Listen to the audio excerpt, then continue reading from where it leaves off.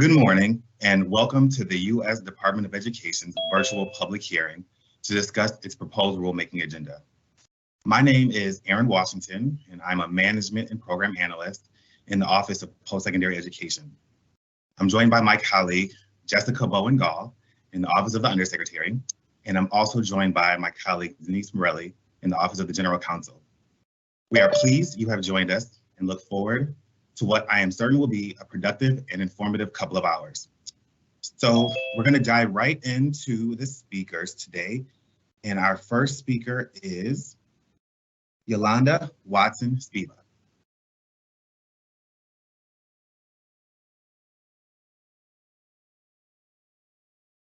Hello, thank you. Can you hear me? Yes, we can hear you. Okay, perfect, thank you.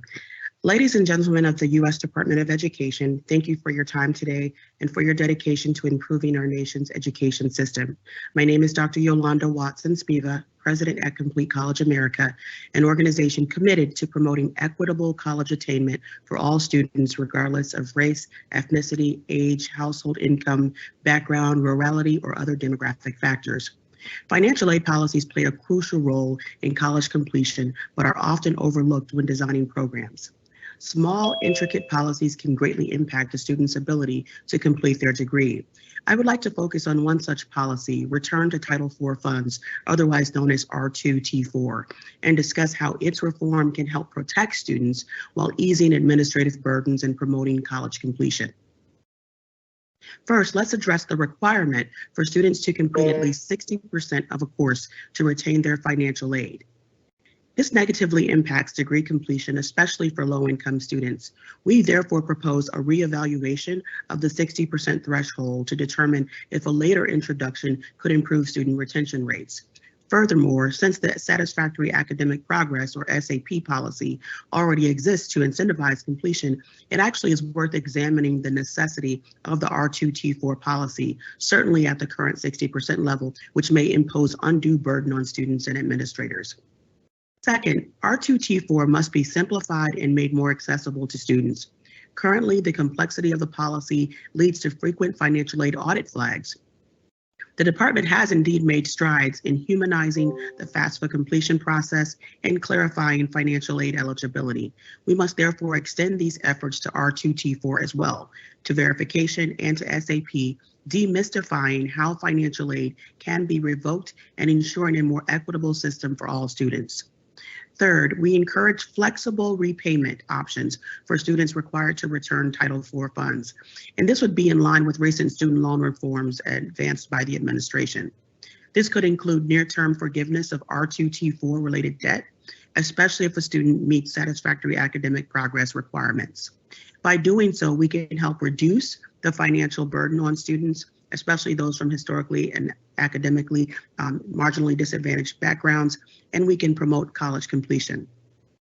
The Department of Education has a unique opportunity, in our belief, to transform the R2T4 policy to better serve students and promote equity. By reevaluating the 60% threshold, simplifying the policy, and introducing flexible repayment options, we can strike a balance between accountability and equity while improving student retention and college completion rates.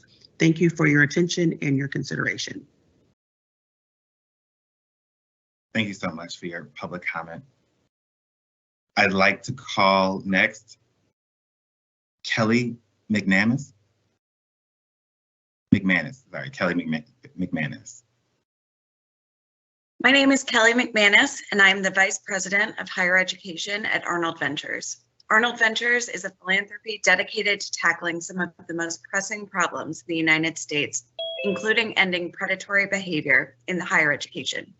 I want to speak today to the shared system of accountability that Congress created decades ago for the American higher education system. At its best, the program integrity triad deals out oversight responsibilities to the entity best suited for the work. To states, responsibilities related to consumer protection, to accreditors, matters of academic quality and integrity, and to the Department of Education, oversight of the tens of billions of dollars flowing to colleges and their students every year. But in reality, the triad often falls short.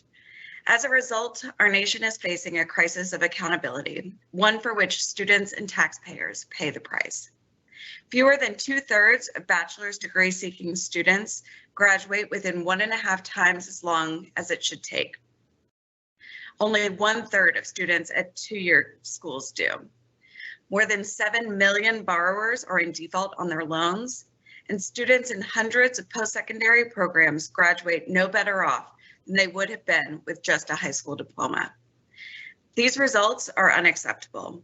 Our higher education system must do better by students. That is the opportunity the department has with this upcoming rulemaking. First, we urge the department to significantly strengthen the accreditation process. Famously, accreditors provide second, third, fourth chances, even to the lowest performing schools. One even defended schools where 90% of students don't graduate, saying that a school can be, quote, good for those 10% who graduate. The department must raise the bar for accreditors that serve as the gatekeepers to billions in federal student aid.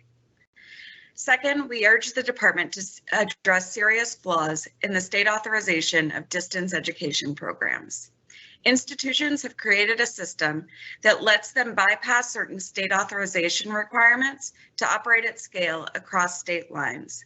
But in doing so, states have effectively been blocked from enforcing their state higher education laws devoted to consumer protection for institutions that are operating within their boundaries and enrolling their residents, but which are headquartered in another state.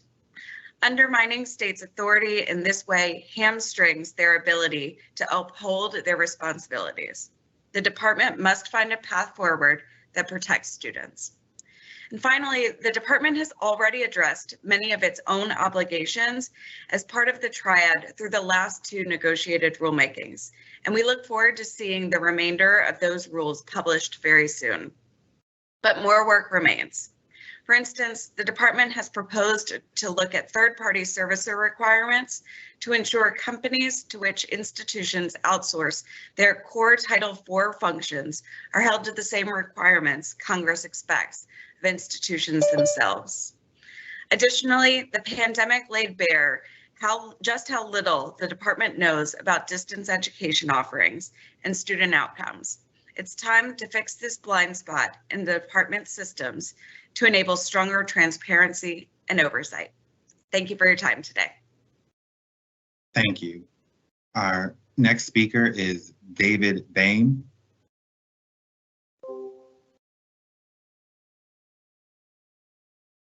Good morning. My name is David Boehm, and I'm Senior Vice President for Government Relations for the American Association of Community Colleges.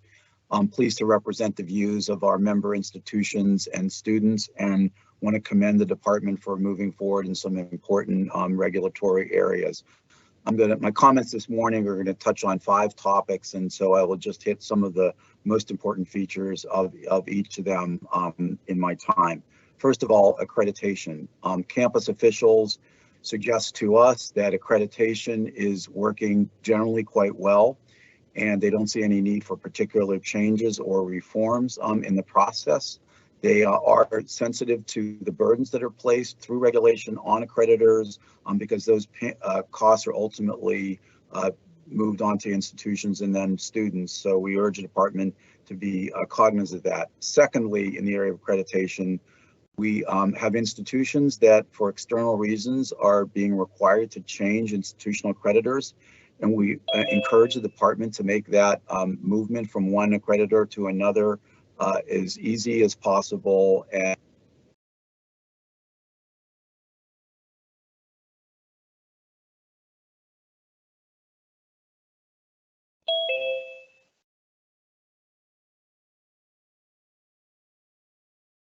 It appears as though you put yourself on mute. no, I don't. I think it was actually internet.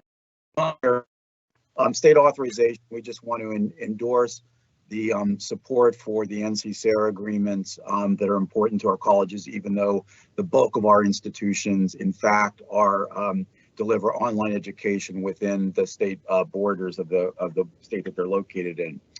In distance education, the whole issue of clock hours for programs that are primarily online. few of our programs are covered under the clock hour regulations. For the institutions that do offer them, they've informed us that the criteria that are used to evaluate those programs and the requirements that attach are antiquated. And although there's statutory provision in this area, the department should take a close look at whether or not the existing legislative and regulatory framework isn't behind the times. Return of Title IV funds. You heard a description just a moment ago about the issues and complications and costs that are associated with that and the implications for student access. I would like to endorse the comments that the Complete College America made on this area. Although the regulations in this area have been settled for some time and the statute even longer, colleges continue to say that the implementation of these regulations is costly, labor intensive, involves working with a myriad of campus officials to determine the last date of attendance and then calculate the amount that the student must return to the government. In many cases, the institution returns it on behalf of the student and becomes a liability for them. And so we do think this is an area that we're quite pleased to see the department taking it on. And we hope that the department and working with negotiators can develop ways to make this less costly for institutions and make it easier for students to maintain their access to Title IV aid. And also just 30 seconds left. Thank you. Finally, third-party servicers. We are very pleased that the department altered its plans for guidance through the blog post yesterday. In the negotiated rulemaking sessions, we urged the department to take a very close look at the issue of instruction and non-institutional educational providers, businesses, healthcare providers, and others that are involved in the educational process, but really aren't what anybody would consider a third-party servicer. Thank you very much for your time. Thank you for your comments. Our next speaker is Austin Reed. Good morning, and thank you for the opportunity to make comments. My name is Austin Reed, and I'm the Senior Legislative Director for the National Conference of State Legislatures, of whom I'm making comments on their behalf. NCSL is a nonpartisan organization that works in a bipartisan manner to serve the legislatures in all states and territories. We represent state legislatures on matters of federal policy by taking positions only that have been approved by 3/4 of states at our annual business meeting. And this standard ensures that NCSL's voice is strongly bipartisan on issues of federal policy. So I'm commenting today on any potential state authorization rulemaking, particularly around state authorization reciprocity compacts. We believe that ensuring that students have a high quality post-secondary education is a goal that we share and recognize that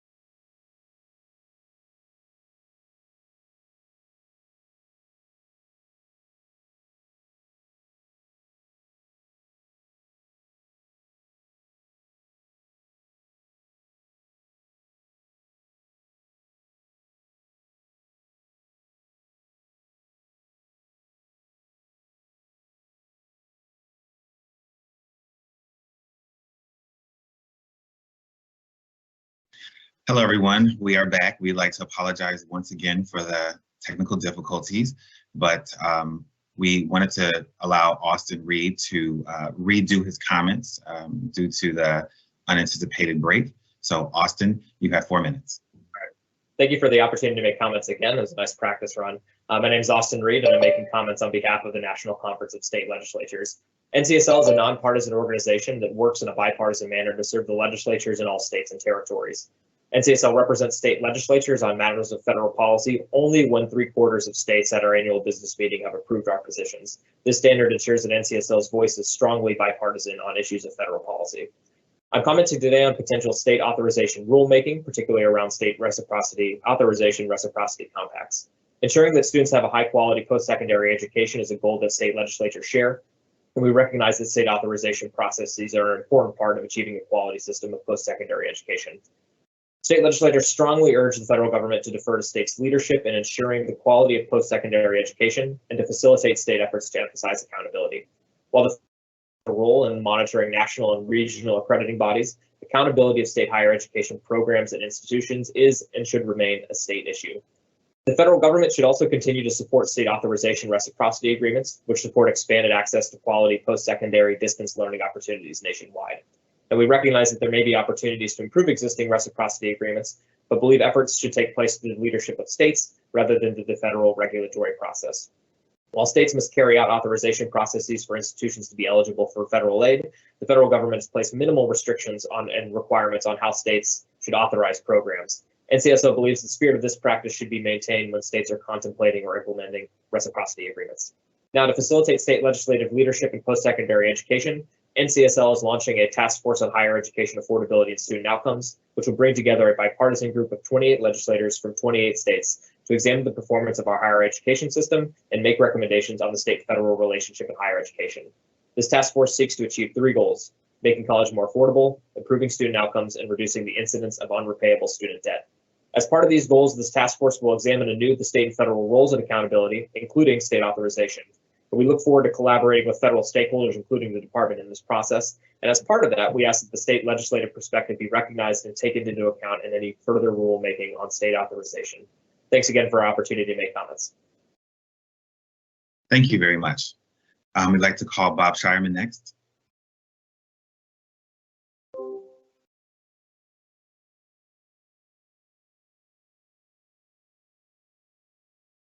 There we go.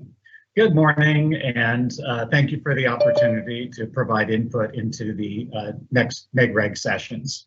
First, on state authorization. Over the past year or so, the board of NC-SARA and the regional state compacts, one of which I serve on, have been engaging in a process for revising some of the policies on reciprocity or state authorization. I'm pleased to see that these changes that could be made to the SARA agreement could make it much stronger from a consumer protection perspective. I raise this to suggest that the department pay attention to improvements that may come out of this process in the fall, since it is possible that some proposed changes to regulation, spurred by complaints about reciprocity, may no longer be necessary. On accreditation, my suggestions are informed in part by my role as a NCECI member for the past 2.5 years. First, the Higher Education Act requires accrediting agencies to include public members. Some accrediting bodies have implemented this requirement with care and attention, bringing to their decision-making boards, employers, student advocates, and public officials who are able to serve as independent advocates of the public interest and of student interests. Other agencies, however, have unfortunately taken a minimalist or even cynical approach to this requirement, appointing people who technically don't violate the regulations, but who also do not bring the intended integrity to their boards. In one case, the public member was someone who worked at another accrediting agency. In another case, the public member was a career bartender being paid tens of thousands of dollars by the agency to be a public commissioner. The public member definition should be fixed. Second, the last administration attempted to create a timeline for the accreditor recognition process that would allow for adequate opportunity for agencies to respond to concerns. That is fine, but the regulations are so prescriptive that nearly a year goes by when no substantive input can be entered into the process. some adjustments need to be made. Third, the last administration also tried to make sure that documents submitted by accreditors would be ready for public review. However, something seems to be preventing the department from releasing the documents in a way that is useful for public participation in the process. For example, the public should have access to the agency applications when the public is asked for comments on the application. If regulatory changes can help clear this mysterious logjam, the department should consider those changes. Fourth, some accrediting agencies have complaint policies that seem designed to prevent the agency from ever having to actually handle a complaint. Perhaps the department can demand improvements based on the current regulatory requirement that the complaint processes be timely, fair, and equitable. But if not, then the regulations should be strengthened. Fifth, the department is only supposed to recognize an accrediting agency that is a reliable authority on the quality of the education and training offered by the institutions it accredits. But the recognition process includes zero evidence. 30 seconds left. Thank you. That anyone other than the accredited institutions consider the agency to be a reliable authority on quality. The schools are not reliable authorities, particularly if the agency is their ticket to federal funding. Agencies should be required to submit evidence that employers and other independent entities, including institutions accredited by other accreditors, rely on the agency's determinations. Thank you so much for the opportunity to provide input. Thank you for your comments. I'd like to call Tyler Dean next.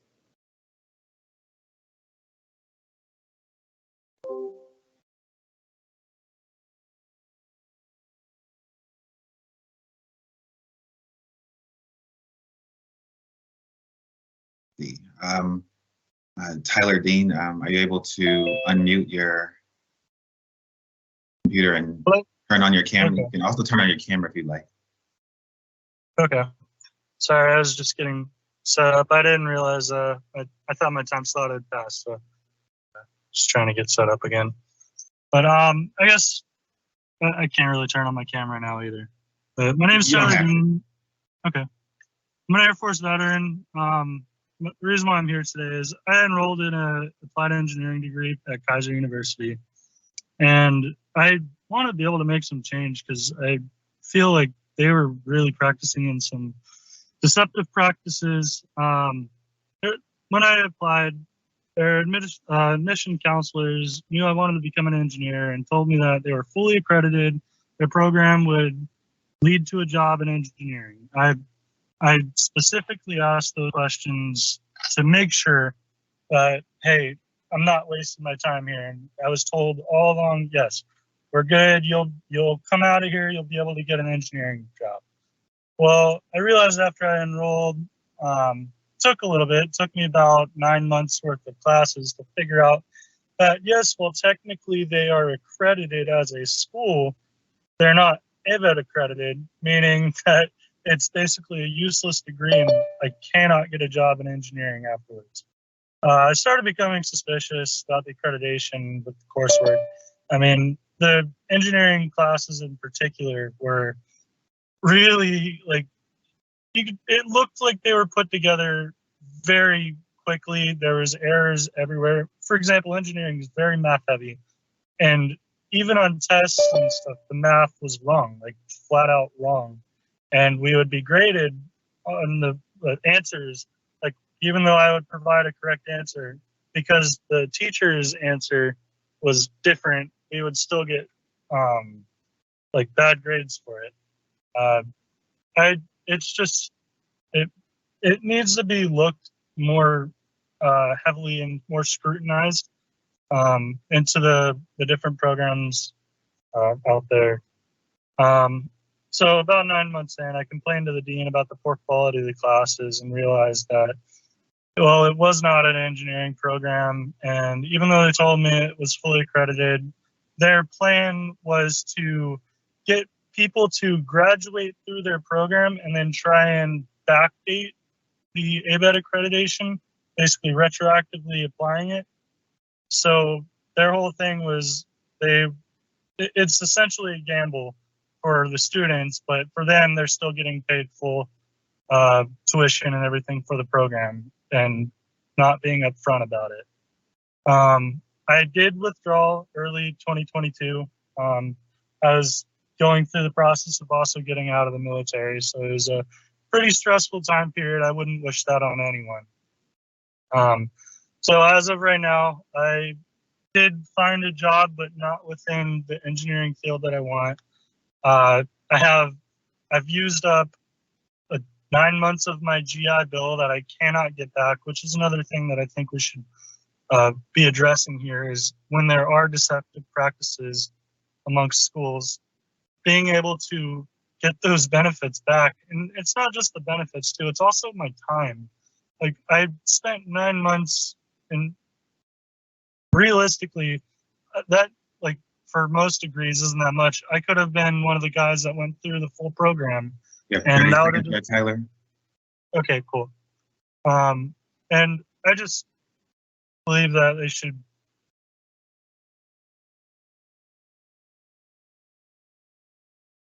Oh, you have 30 seconds, so you have more time remaining if you have more comment.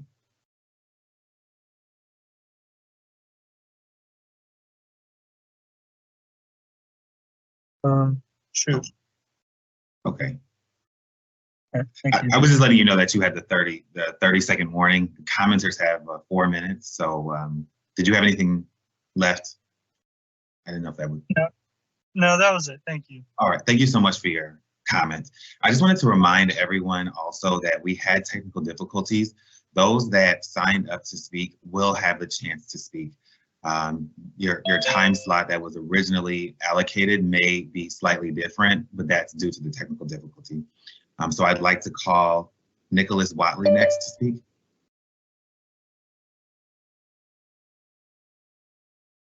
Yes, hello. Good morning, everyone. My name is Nicholas Watley. I'm a veteran of the United States Navy. I enrolled in a program called Hallmark University for Airframes and Power Plant Technology Associates Program and A&P certification around 2016, late 2016, 2017. I was there for about 18 months. The coursework was less than desirable. The actual degree certification, essentially none of the credits transferred to any college that is reputable. And when I left the school, I was never told that there was anything owed. I was even given a transcript at initially. But last year, whenever I decided to go back to school, I was approved through the VA for the Veterans Readiness and Employment Program due to my service-connected disability, and the program would pay for me to go back to school. I was accepted into my local community college, but I could not start classes because Hallmark University refused to release my transcript. And they said that I owed them $4,000, which is, not expected at this time and was new from what they had told me in the past. My disabilities left me without work for over 2 years, and I want to go back to school so that I could possibly find work that I could do with my disability. I could not pay Hallmark to $4,000 easily when I had only a $1,700 fixed income and could not get the training I needed to be able to go get a job because Hallmark would not release my transcript. They were holding it hostage. When considering the new rules, I hope that you would think about ways to make sure student veterans are able to get the education and training they need and deserve and are able to get their transcripts. Thank you for your time. Thank you for your comments. I'd like to call Lacey Barnes next.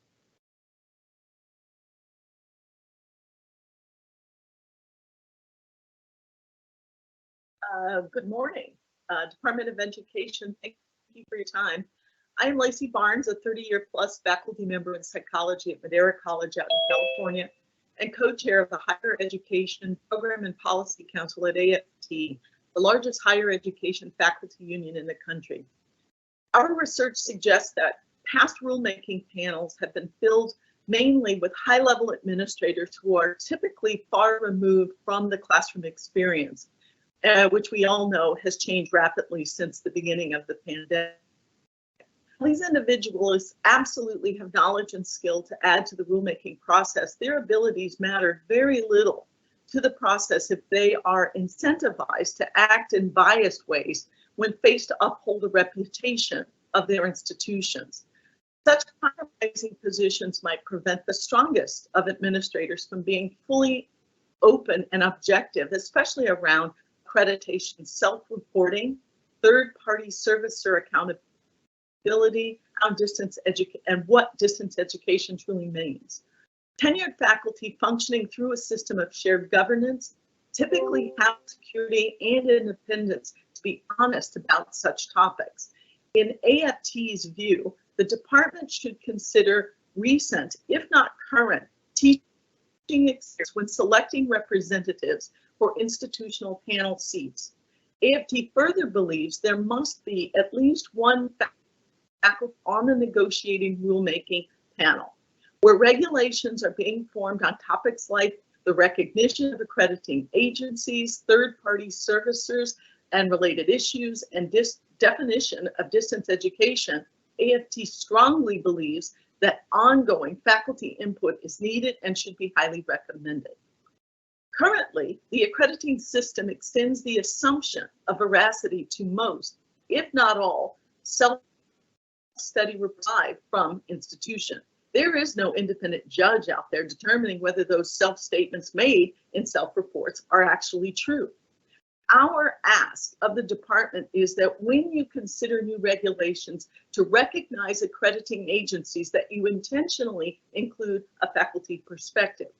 AFT asks that you do everything in your power to ensure that accrediting institutions hold failing educational institutions accountable when they fail to protect faculty voice as expressed through the principles of tenure, academic freedom, and shared governance.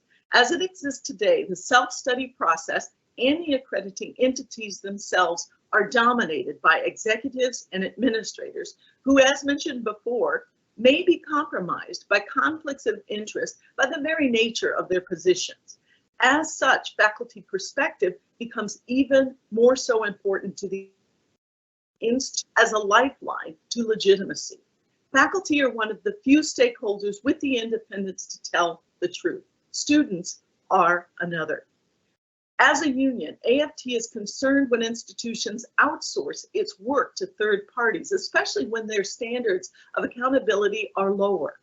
We fully support the department's efforts to call out such contracts and written arrangements when they do not ultimately serve constituent interests and in some cases harm institutions. OPMs intentionally blur that line.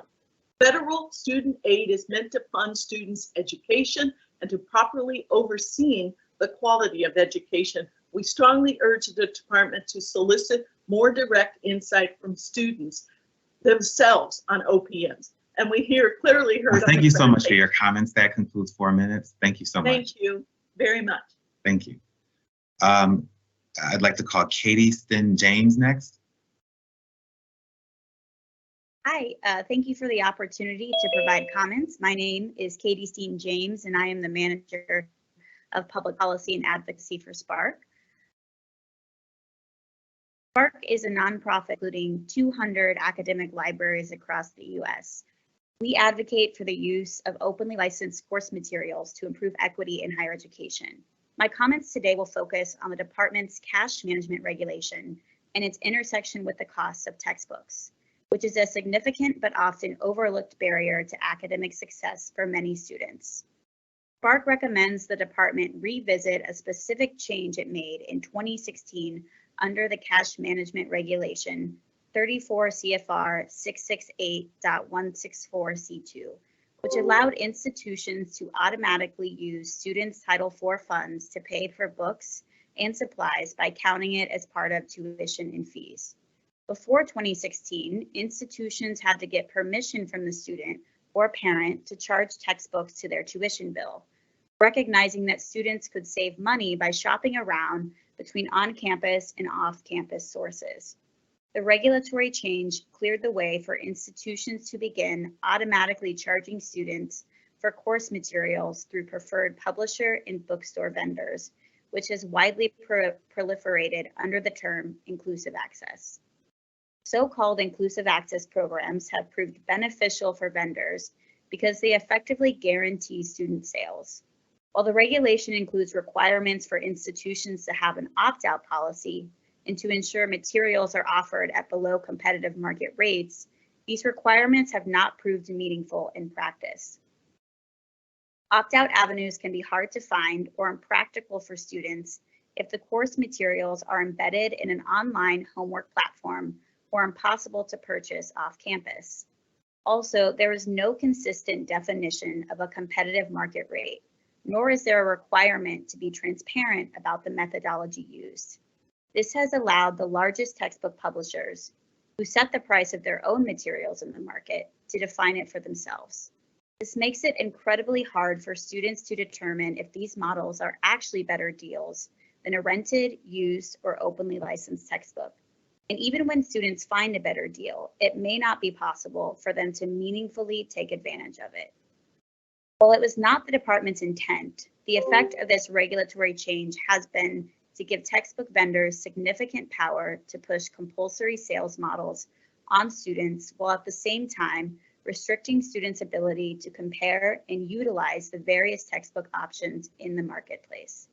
This model is expanding rapidly, and in some cases even moving to campus-wide programs where course materials are charged as a flat fee per semester, which completely obscures the value of what students are being billed for.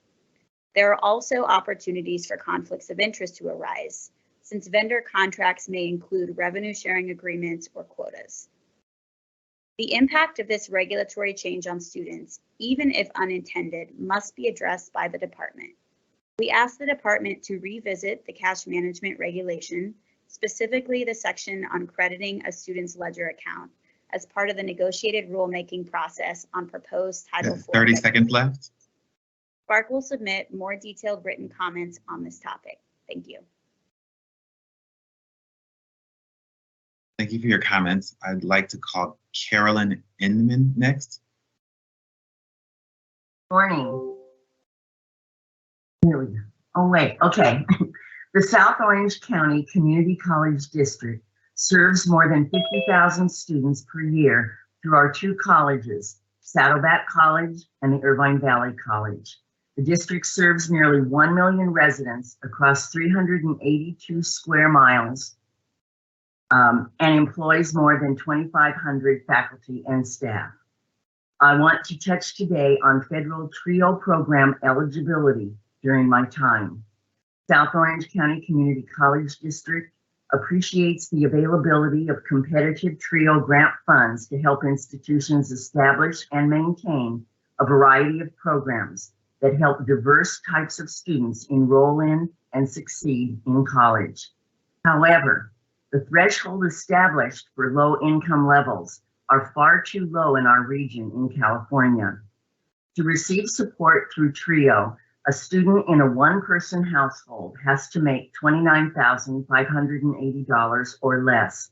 This is considered low-income individual under current TRIO guidelines. It is estimated that approximately 25% of our student population qualifies under this metric. In contrast, the California Department of Housing considers any Orange County one person making $75,900 or less to be low-income individual. This is a truer number as it adjusts for the cost of housing and basic needs in the region. It is estimated that approximately 53% of our student population qualifies under this regionally adjusted metric.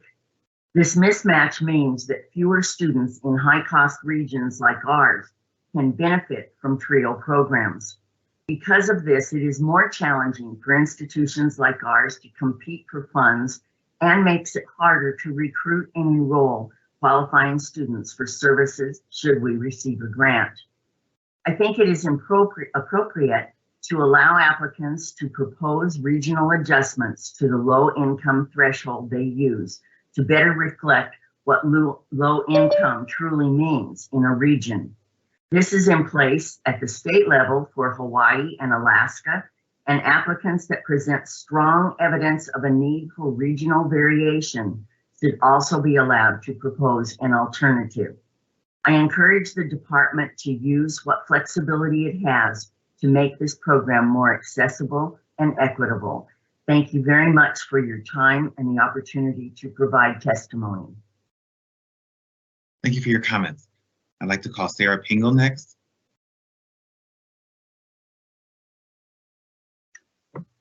Hello, and thank you for the opportunity to provide public comments today. I'm trying to start my video. I apologize. I'm having a little bit of trouble with that. So I might just go without it.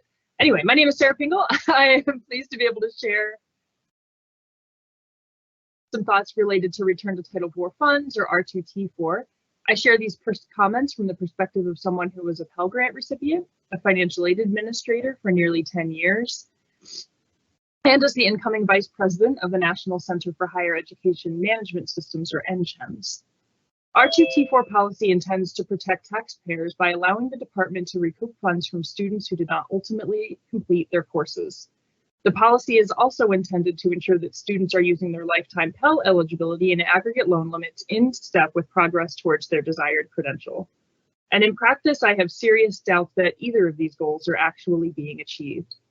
Experience leads me to believe that taxpayers aren't recouping unearned aid from students. They're recouping it from institutions, although we have no data from institutions or from the department to quantify the scope of this problem. Taxpayers should care about this distinction because institutions often respond by using holds to systematically exclude students from continuing post-secondary education until their debts are paid. We heard from some students earlier today that are impacted by this. This hampers our collective ability to equitably meet educational attainment imperatives for our modern workforce. Second, R2T4 is a relatively blunt instrument to ensure that student aid is dosed out at the same pace as credential completion. Regardless of the point in the term where a student withdraws, they're still going to earn no academic credit for that term. What's more, if a student withdraws from, for example, a semester-based program past the second or third week of class, they're generally on the hook for the full amount of tuition for the entire semester. Unless institutions adjust their charges, having only the aid adjusted puts students in a situation where they are required to immediately pay for services that they did not and will not receive. If R2T4 is not meeting at least two of its objectives, what should the department do?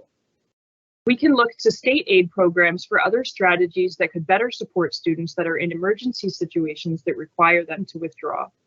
Just as the federal student aid programs did not always include the R2T4 process, many state aid programs have declined to add a process similar to R2T4 to their policies. This does not mean that students are allowed to enroll, draw down aid, and withdraw repeatedly.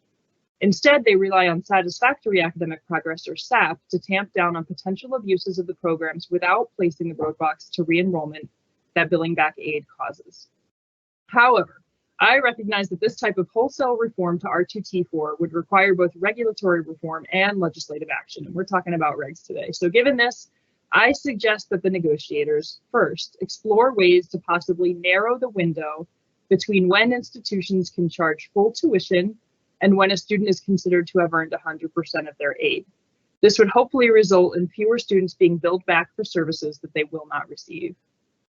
2, explore ways to possibly revise the requirement for dispersed federal student loans to be immediately returned to the department. Students have already signed a promissory note to repay their loans, and requiring immediate repayment puts students in an unnecessary financial crunch. 3, consider allowing institutions to use professional judgment to allow new financial aid to pay for certain past due balances resulting from R2T4. For example, if the sum of the student's new aid is sufficient to cover previous and new charges, allow the aid to disperse. And 4, please collect and publish data on the scope of R2T4 and implications so that future reforms can be driven by evidence rather than anecdote. I encourage the department and the future negotiators to take full advantage of this opportunity to better serve students. And thank you so much for the opportunity to provide comments today. Thank you. I'd like to call Madison Weiss next. Thank you for the opportunity to provide input on the proposed negotiated rulemaking. My name is Madison Weiss. I'm a policy analyst at the Center for American Progress. The CAP higher education team works to ensure that the American higher education system provides a high-quality, affordable college education that prepares all students for participation in an inclusive economy and in American public life. Today, I'm going to provide input on accreditation and third-party servicers. The Department of Education has an opportunity to revitalize accreditation so that it might serve its original purpose in signaling quality in higher education. We propose the department address the following shortcomings in the accreditation system. First, the department should limit instances in which institutions can change accrediting agencies or be multiple agency accredited. Second, the department should address the backdoor to Title IV funds that has been wide open since the 2019 rulemaking eased the process for colleges seeking approval of substantive changes. Colleges often go a full decade between accreditation reviews, and because of this, it is important to have a solid structure in place for review of any significant changes to mission, programs, or modes of delivery in the interim.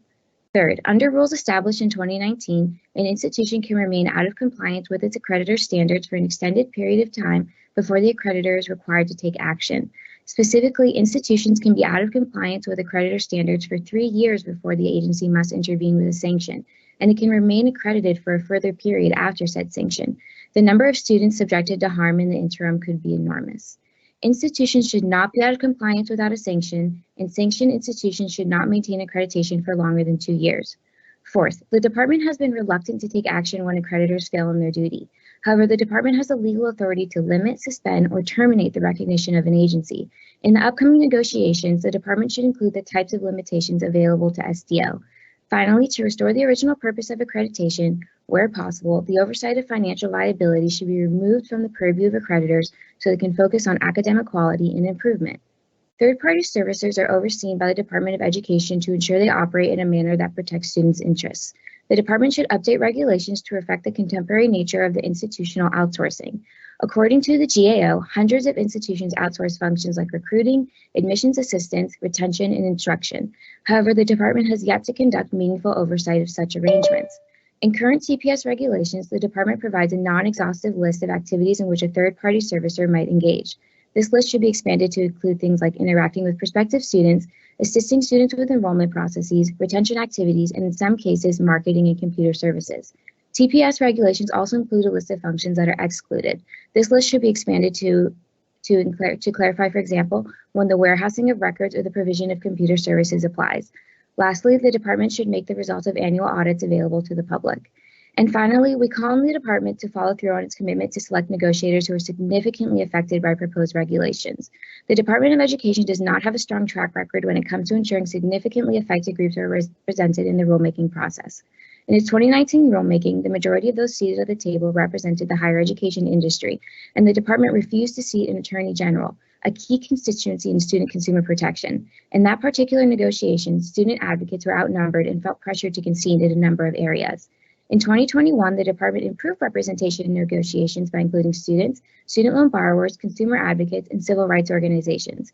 However, these categories were initially collapsed into just 2.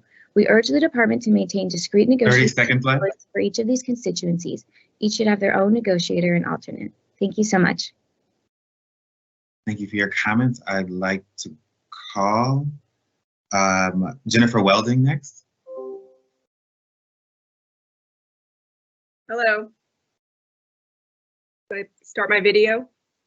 You can if you want. Most people have. Thank you. Good morning, and thank you for the opportunity to provide comments. My name is Jennifer Welding, and I'm offering comments on behalf of Ellucian, where I serve as Deputy General Counsel and Chief Compliance Officer. Ellucian is the leading higher education technology solutions provider. We provide institutions with the platform and solutions that they need to support the entire student experience, and we serve over 2,900 institutions and 22 million students. I refer the department to Ellucian's written comments submitted on March 27th for a more fulsome discussion of our concerns, and will spend my time this morning highlighting the impact that will be caused by expanding the definition of third-party servicer to include software companies that provide ERP or SIS solutions to institutions. First, though, we appreciate the department's desire to better understand the relationship between institutions and the outside entities they partner with to ensure proper oversight. And we also appreciate the department's decision to delay the final guidance effective date and to reevaluate the scope of this guidance. As the department considers revisions to the DCL, we ask that you consider our concern, one shared widely in the higher education community, that the unclear and vastly expanded definition of TPS as currently drafted would have unintended consequences to institutions, and the expansion would exceed statutory and regulatory authority.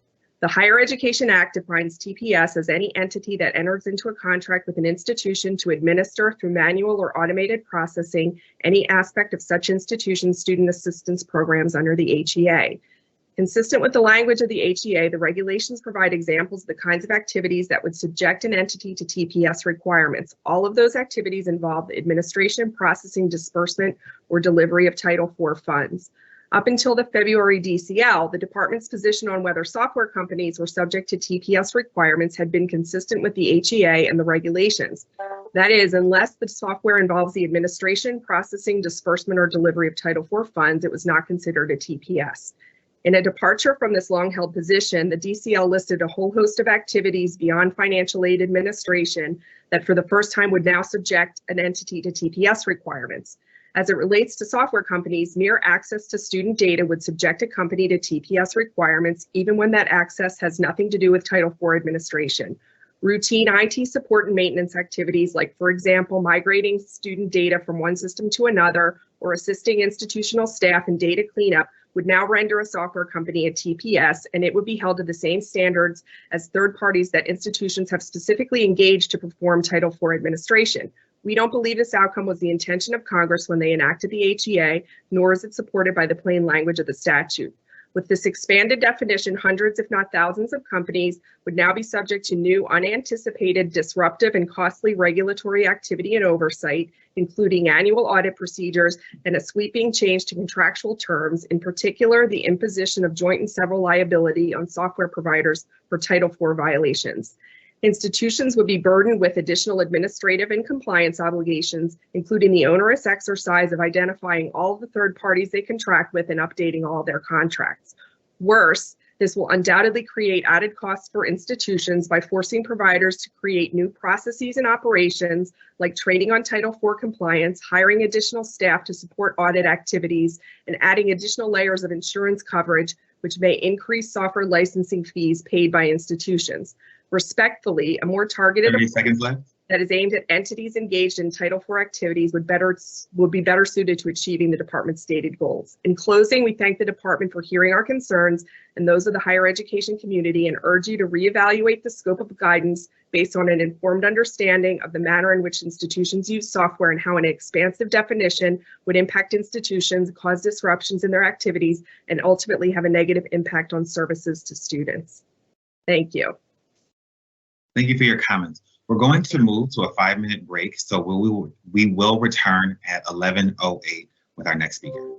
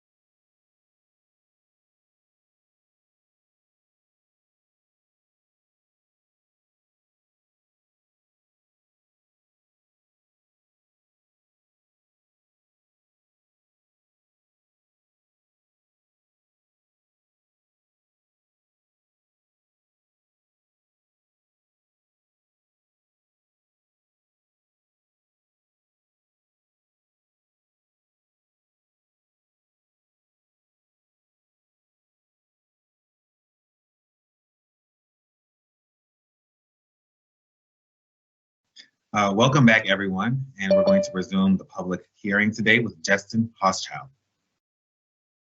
Thanks so much. Can folks hear me? Yes.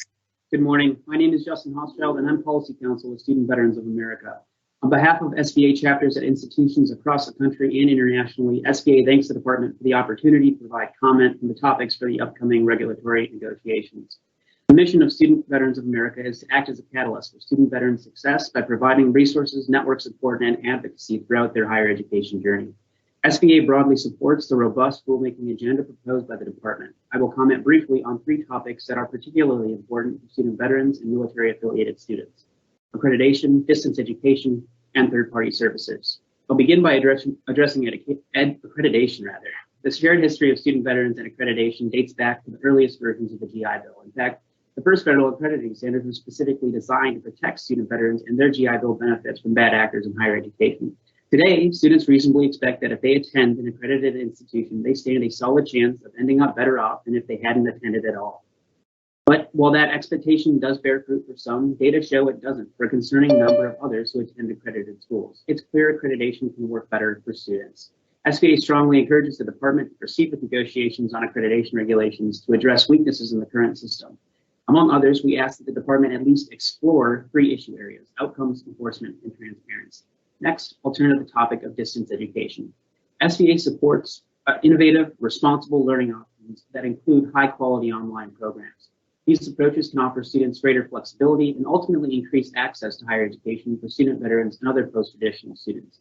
These students commonly juggle other responsibilities like family obligations and full-time jobs in addition to their studies. Online learning will continue to play a larger and larger role in higher education, which is precisely why the department must ensure its regulations keep pace.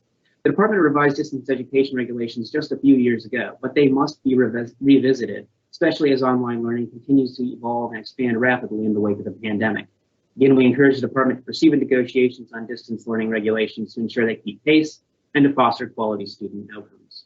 Finally, I'll turn to the related topic of third-party services. In recent years, many institutions have expanded their online programs and continue to do so, spurred in part by the forced shift to online learning during the pandemic. In the process, many institutions have partnered with online program managers, or OPMs, which allow institutions to utilize established online learning technology and services offered by companies with years of experience administering such programs. OPMs offer certain benefits, but they also pose concerns. When students enroll, they reasonably expect their institution administers their program of education. But OPMs are taking up sometimes outsized role in the academic experience of more and more students, with some contracts giving OPMs significant control over core aspects of programs like recruitment, course development, and instruction. Students are unlikely to know an OPM is managing their program of education or to understand the potential implications. And concerningly, the U.S. Government Accountability Office found that even the Department of Education doesn't have the information necessary to appropriately monitor these relationships for violations. For all these reasons, SVA strongly encourages the department to proceed with negotiations on third-party services regulations, increase transparency and accountability, in addition to ensuring quality student outcomes. SVA thanks the department for including negotiators from the veteran and military constituency in the last 2 rounds of negotiations. We look forward to ensuring the student veteran voice continues to be a part of the conversation. We encourage the department to review our written comment for additional details on the topics I've covered here today, including relevant sources. 30 seconds left. And we thank you again for the opportunity to comment, and we appreciate the department's ongoing commitment to student veterans in higher education. Thank you for your comments. The next speaker is Tyler Smith. Good morning, and thank you for the opportunity to provide comments today. My name is Tyler Smith, and I'm the Senior Director of Government Relations for the PA Education Association. PAEA represents the 303 accredited physician assistant education programs nationwide, which collectively graduate over 10,000 new PAs into the health workforce each year. We're joining today to express ongoing concerns with the department's recent updated guidance on requirements for third-party servicers and institutions published on February 28th. While we were pleased to see the department's announcement yesterday that it is delaying the effective date of the guidance and clarifying its potential impact on clinical education partnerships, the broad nature of the guidance leaves several areas of concern that could lead to increased costs for students and PA programs unaddressed. Originally, PAEA's strongest concern with the department's guidance focused on its implications for clinical education. As first written, the department's expanded definition of third-party servicers would have very likely included hospitals, private doctors' offices, community health centers, and the array of other clinical settings that provide the practical experiences necessary for students to complete their programs. At a time where 85% of PA programs nationwide are reporting that their existing clinical sites are taking fewer students than before the COVID-19 pandemic, new and burdensome audit, reporting, and liability requirements on an already limited supply of clinical sites could have been a very real threat to the future of our healthcare workforce. We applaud the department's clarification that it does not consider clinical settings to be third-party servicers for the purposes of these requirements. Beyond the impact on clinical education, however, PAEA has remaining concerns about the department's expanded definition of third-party servicer activities pertaining to recruitment and admissions specifically. PAEA's centralized admissions service, CASPA, streamlines the PA school application process for tens of thousands of applicants each year, reduces applicant costs that would otherwise be incurred through a non-centralized admissions process, and is administered in a high-quality manner as evidenced by its adoption by the vast majority of PA programs nationwide. Any new compliance requirements imposed by third-party servicer regulations that are not justified by evidence would only serve to increase the cost of applying to PA school, threatening other goals of the department and PAEA, such as more diverse PA student cohorts, as well as a more affordable pathway to higher education for all of our students. Additionally, while the department's updated announcement clarified that it does not consider, quote, course sharing consortia and arrangements between Title IV eligible institutions to share employees to teach courses or process financial aid, unquote, as third-party servicer activities, it does not speak specifically to instructional resources provided by external professional associations. As a member service, PAEA routinely publishes curricula and educational resources that are integrated into PA programs nationwide and are rigorously vetted for quality assurance prior to publication. Potential TPS designation for these purposes, as was the case for centralized admissions systems, has no basis in evidence and would only serve to increase the cost of publishing resources that aim to strengthen student training.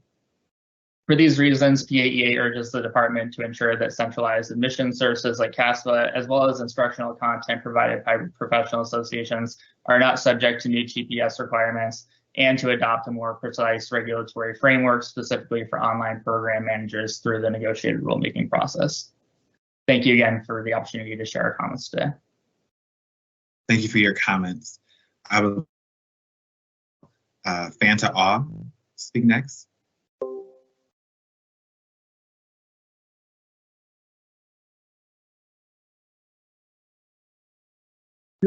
Good morning, everyone. My name is Fanta Av, and I'm the Executive Director and CEO of NAFSA, Association of International Educators. Thank you for this opportunity to speak today.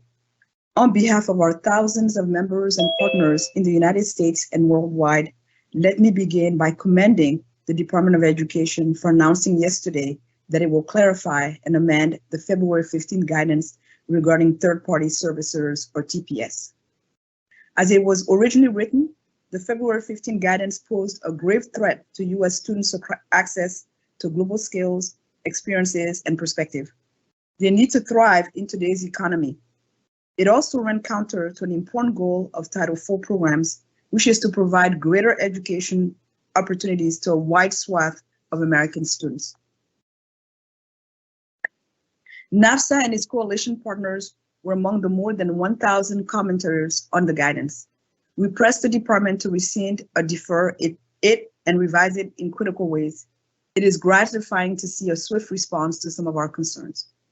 For example, we're heartened to see that the department will exempt contracts involving study abroad programs and international student recruitment from TPS requirements. It also intends to remove the provision barring a foreign-owned TPS from contracting with a U.S. college or university. The changes communicated in yesterday's update are incredibly meaningful to higher education and its ability to prepare U.S. students for a globally connected world. International partnerships are truly the lifeblood of most study abroad programs. They're also an essential component of international student recruitment efforts in today's increasingly competitive markets for the world's best and brightest. We were also pleased to see in yesterday's announcement that the department intends to consider narrowing the scope of guidance in several areas. We strongly agree and urge the department to limit the TPS definition to only contracts involving an institution's administration of Title IV program funding. It should not include entities related to educational programming, student retention, or logistical or technical support that does not involve the administration of Title IV program funds. We remain concerned, however, that keeping a broader scope of entities around the TPS umbrella could stifle or disrupt the wide range of transnational partnerships that currently exist in U.S. academia. These partnerships enable students, scholars, and faculty to study, earn a degree, intern, and conduct research at institutions abroad, either virtually or in person. We advise the department to follow the Administrative Procedure Act rulemaking process if it wishes to include any non-financial activities in TPS definition.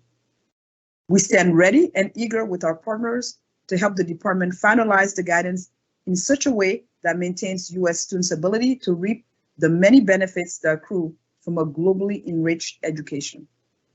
Thank you for this opportunity to express these comments today. We look forward to working with the department to address these critical concerns. Thank you. Thank you for your comments. I'd like to call Dr. Edward Conroy next. Thank you. Good morning. My name is Edward Conroy, and I'm Senior Policy Advisor with the Higher Education Program at New America, a nonpartisan think tank. Thank you so much for the opportunity to comment today. My comment covers multiple regulatory topics, first of which I'd like to discuss is accreditation. Accreditation regulations provide one of the clearest ways to ensuring quality in higher education, and accreditors have shown that they are unwilling to hold institutions to standards that protect students and taxpayers. Strong federal regulations can improve accreditation greatly. Effective accreditation requires significant resources, and the department can better guarantee accreditors are meeting their obligations by clarifying that agencies must have adequate resources to effectively carry out their work. We also recommend the department require agencies to provide clear expectations for their student achievement standards and effectively implement them to ensure institutions improve student outcomes. Research by New America has highlighted chronic problems with accreditor complaint processes, which often seem designed to discourage the submission of complaints. To address these issues, the department must build out complaint policy requirements, such as easy and anonymous complaint submission, public reporting on complaint volume, and effective monitoring of institutions that agencies receive a high volume of complaints about.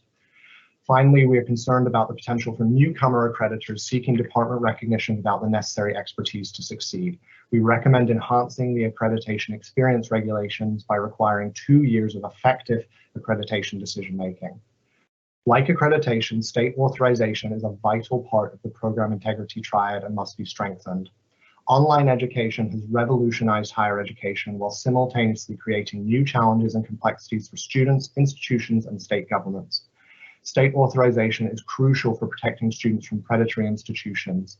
Unfortunately, few states have created protections for online students, and NC-SARA prevents states from enforcing consumer protections when harms and abuses occur and allows institutions to shop for authorization from states with the weakest consumer protection laws. Reciprocity agreements must be defined in a more consumer-friendly manner. Next, I want to address pathways to ensuring borrowers can select an income-driven repayment plan and avoid unnecessary deferments and forbearances. The department must ensure that when borrowers are making decisions about repayment, accessing IDR is as easy as choosing any other option. The department has taken important steps towards remedying past issues with deferments and forbearances through its IDR and PSLF waivers, increased oversight of services, and by designing a new streamlined IDR plan that is more clearly the best choice for many borrowers. But to truly eliminate barriers to IDR, the department must act outside of the negotiated rulemaking process to ensure robust implementation of the Future Act. The department must ensure that borrowers and their spouses can provide consent for data sharing early and often in repayment, including through the master promissory note, IDR application, their online accounts, and any time they engage with the department and its contractors. Early consent for data sharing will allow the department to tell borrowers what they would owe on an IDR plan if they enroll, a powerful tool that can help borrowers avoid periods of paused payment. In its new IDR plan, the department proposes automatically enrolling delinquent borrowers into IDR. It should also auto-enroll borrowers into IDR at other times when they are likely to pause payments, including when they exit default. Finally, the department must ensure borrowers can easily update their income information when their circumstances change, As part of this process, the department should allow borrowers to use documentation such as evidence 30 seconds left. means tested public benefits as proof that they qualify for a low or $0 IDR payment. Lastly, we are encouraged by the department's efforts to regulate on return of Title IV-A. R2T4 often penalizes students who have to withdraw due to circumstances beyond their control. To improve R2T4, the department should consider all approaches consistent with the statute that would limit the harm it can do to students who withdraw due to unforeseen circumstances. Thank you for the opportunity to provide comments today. Thank you for your comments. I'd like to call Crystal Gibson next.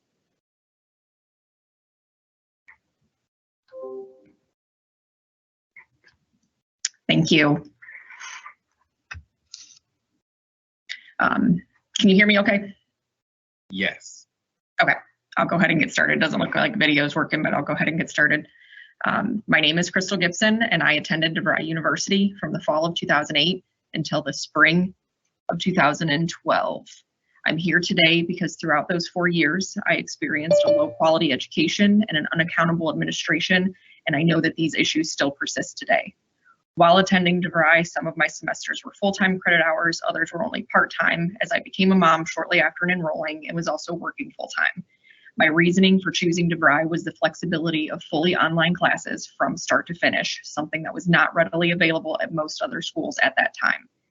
DeVry assured me that they were accredited just like other colleges and universities. They even asked if I had attended other schools before them, as credits could be transferred. While I hadn't, I did ask the question, if I don't finish my degree through DeVry, could credits earned there also be transferred to other schools? They confirmed that they could. Through my own research, I found on their website that they listed themselves as being accredited by the Higher Learning Commission of the North Central Association, and it went on to say that this association was listed under the Department of Education as a recognized accrediting association.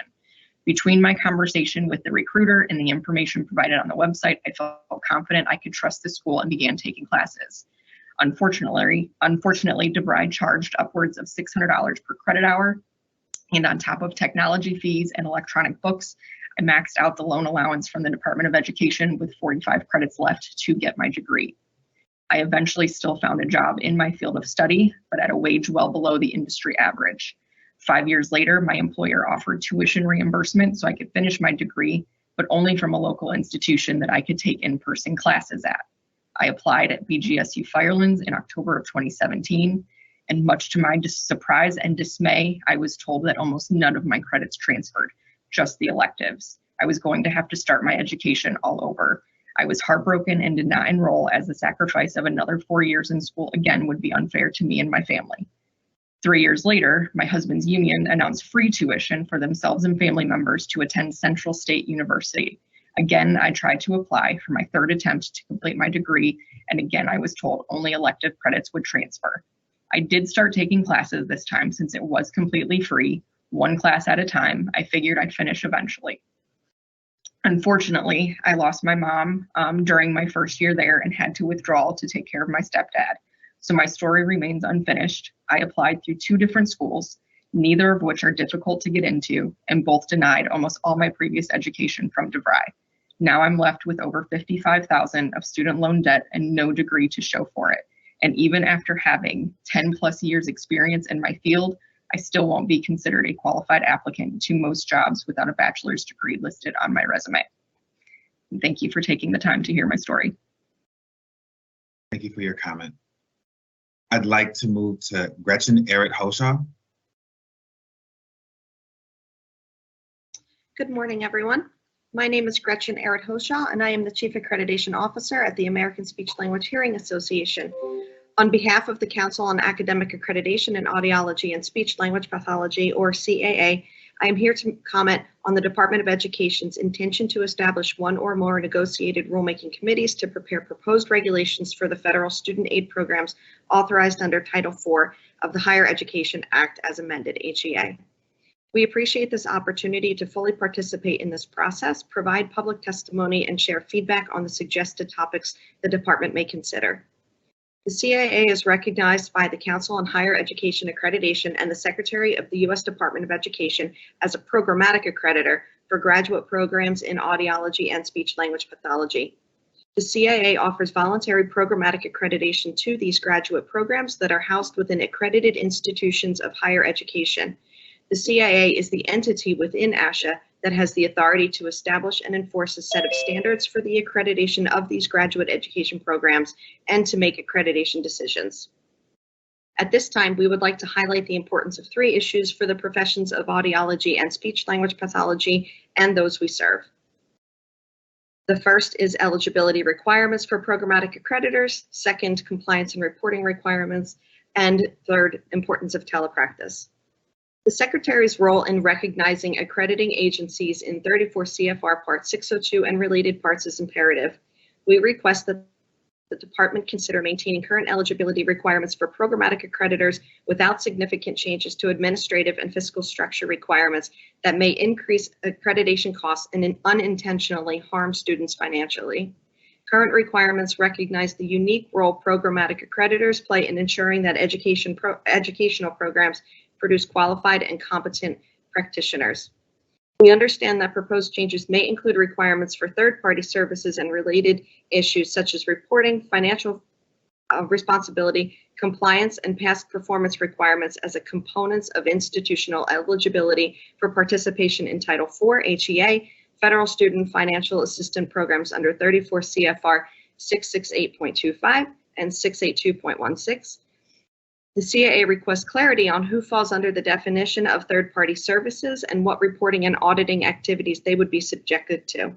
Additionally, the CAA requests clarification on the role that would then be played by the programmatic accreditor and what reporting and auditing activities the programmatic accreditor would be subject to. It is critical to maintain current eligibility and reporting requirements for programmatic and specialized accreditors while allowing the department to monitor and sanction those accreditors that fail to comply with recognition criteria.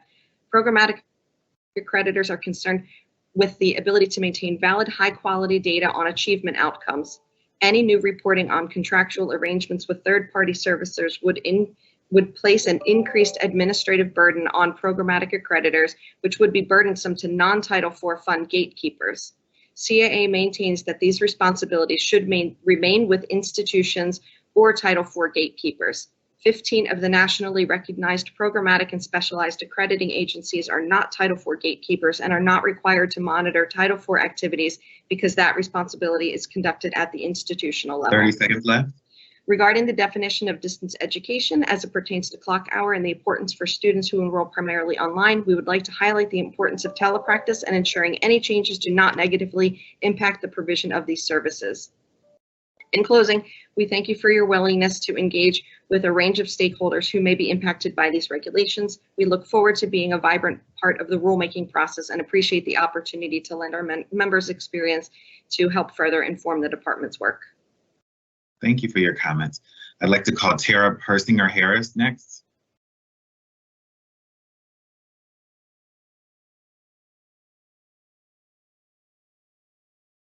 Hello, can you hear me okay? Okay. Hi, my name is Tara Persinger-Harris, and I'm speaking today regarding accreditation and the victimization of the loss of accreditation. I'm a post-class member of the Sweet Settlement, and while my school did do all of the things, such as the schools of ITT Tech and the other 150 plus schools, we were left behind. The school I attended was in a poor area within southern West Virginia and started as a junior community college called Beckley College in 1933. Unbeknownst to most in the community, the school changed to a for-profit model in 2001. Within 12 years of the leadership of President Polk, the school lost their accreditation. The students at that time had no idea that there were rumblings that it was coming and occurring, but we were left holding all of the financial responsibility. I began attending at the advice of the West Virginia Board of Labor after my company initially closed down without notice. While attending Mountain State University, formerly Beckley College, I worked diligently towards my BA in criminal justice and a BA in forensics. As early as 2005, there were rumblings that the school was in trouble, and our professors were telling us that we may need to find other accommodations because there was a strong air of uncertainty if the school would continue. While attending, we were advised that these programs would lead to high-paying jobs within the criminal justice field, that there would be openings for us at the corrections level from state on up to federal level positions, including places like Quantico. This was information that was provided by the professors and the school counselors, and that there would be job placement and referrals. Obviously, none of that was true. By 2010, the school was put on notice. By 2012, they fully lost their accreditation. We were told that the prior credits and degrees would show as being accredited, but my personal experience has shown that that is not the case. Once a school or potential employer accesses that information, they automatically see that that school lost their accreditation, and that's where they stop. They do not dig further, and that automatically puts an air of disinformation in regards to mine and others' integrity. I have personally experienced the victimization of not being able to move forward within my career and my life. At the time that the school was being investigated, the president was paid the 6th highest income in the nation. And this is from a school in a town in southern West Virginia in the midst of coal country in the second poorest state in the union. Our school had a school book publishing company that only published books that he wrote. No one knows why the school fully lost their accreditation because it's sealed. Just as they did, and the students were left paying exponentially for educations that we could not use. The school did have a teach out program for the nursing students, and there was a class action suit that garnered millions for attorneys. But many students were not included, and the average settlement per student was $1,000. I still have $80,000 in student loans. 30 seconds left. This school lost their accreditation. They have essentially broken the contract that they have with the student to provide the service. It should never be on the consumer to pay for a service they did not receive. However, within schools and students, that's exactly what continues to happen.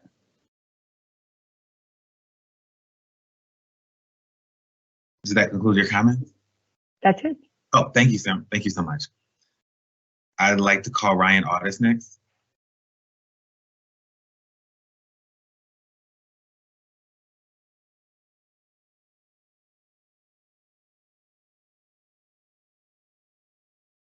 Good morning. Good morning. You can begin when you're ready. All right. All right. Thank you for the opportunity to speak with you here this morning. My name is Ryan Audis, Vice President of Product for TouchNet, a global payments company. For more than 30 years, TouchNet has been considered a leader in payments technology for the higher education sector, serving more than 1,000 colleges and universities. We were previously an active participant in negotiated rulemaking regarding the disbursement of Title IV funds to students. Those discussions started in 2012, a time when TouchNet supported direct deposit via ACH because it was widely available and was the easiest, fastest, and lowest risk form of electronic disbursement for students. Over the last decade, many payments technologies have evolved, creating new electronic disbursement options that are more in line with current consumer behaviors and expectations. For this reason, we support proposed negotiated rulemaking pertaining to the Title IV HEA programs and encourage the Department of Education to include regulatory issue number 5 regarding cash management as a topic to ensure the best interest of students is met when it comes to timely access to Title IV funds now and in the future. To give you an example of changes in payment products and consumer behaviors since negotiated rulemaking 10 years ago, many checking accounts today no longer include a book of checks unless requested by the account holder. This is particularly true for those accounts designed for students. My own son is a freshman in college. When we opened his first checking account, we chose not to include a book of checks, which means his primary form of transacting is with his debit card. The idea of writing a check has become so foreign to him, I'm not sure if he would know where to find his bank routing and account number for setting up a direct deposit. This use of debit cards has led students to using newer, faster ways to move funds electronically. The use of newer, faster forms of electronic transactions to move funds from one account to another was accelerated during the COVID-19 pandemic. In fact, during the early days of the pandemic, many schools were exploring new ways to get funds to students more quickly by leveraging these newer, faster forms of transactions to facilitate the disbursement of aid to students. An example of one such disbursement method for real-time payments is OCT, which was approved as part of the HEROES Act that updated waivers and provided modifications of statutory and regulatory provisions during the COVID-19 pandemic. OCT enables students to receive Title IV disbursements or other funding from an institution by using their debit card number instead of the bank routing and account numbers needed for direct deposit. Funds sent using OCT are available to the student's account in real time, eliminating the 1 or 2 day wait period for traditional direct deposit. In short, this option for students is easier, faster, and secure. Language in the HEROES Act only allowed for OCT transactions during the federally declared pandemic emergency. With the emergency ending, there is now discussion on what is the most efficient, secure, and overall effective way to disperse Title IV funds to students, as direct deposit is no longer the only method that meets the requirements established in the previous negotiated rulemaking. That is why we would like to propose cash management to be a topic for committee review to ensure guidelines are in line with current consumer expectations and disbursement processes that are now in place. Thank you. Thank you for your comment. I'd like to call Glenn Stroman next.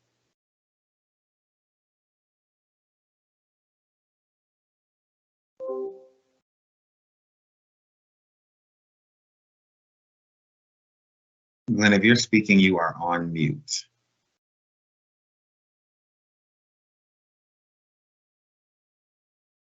Can you hear me? I can hear you now, yes. Okay, thank you, sir. Thank you, sir, very much. My name is Glenn Stroman, and I'm a veteran who attended Grand Canyon University during my doctorate degree in education. I am a teacher, and I have advised many students on the college choices. So I did my due diligence when I decided to go back to school. I was initially somewhat skeptical of Grand Canyon, but they said all the right things and did all the right measures. They assured me that we were very attentive to the military, friendly, and that I would always be able to contact someone if I had a problem. Early on, I had reservations about the quality of some of the classes. The teachers weren't teaching quality work, and I took 3 classes that were basically at the end of my doctorate degree with the different name, but they were the same class. But I continued on making the most of my opportunity that I had to advance my career. When I ran out of my GI Bill benefits, suddenly it was hard to get anyone from Grand Canyon to communicate with me. I reached out to ask questions about whether the school had correctly applied a military discount for me and told that I was out of luck because I did not apply for it in the semester before, and there was no retroactiveness. I asked if there was any financial help available for me to finish out my final 3 courses, and I was told that there was nothing. I felt completely alienated by the school and told them I would have to take a break to secure funding to finish my degree. The entire time I was away, Grand Canyon kept pestering me about coming back. I would ask them if there was any financial help, and they would say no, there was not.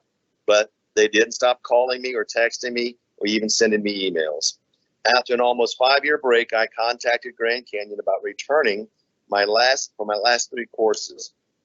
Even though they had been calling me the whole time I was away to finish, they told me that I'd have to start my whole doctoral program all over again.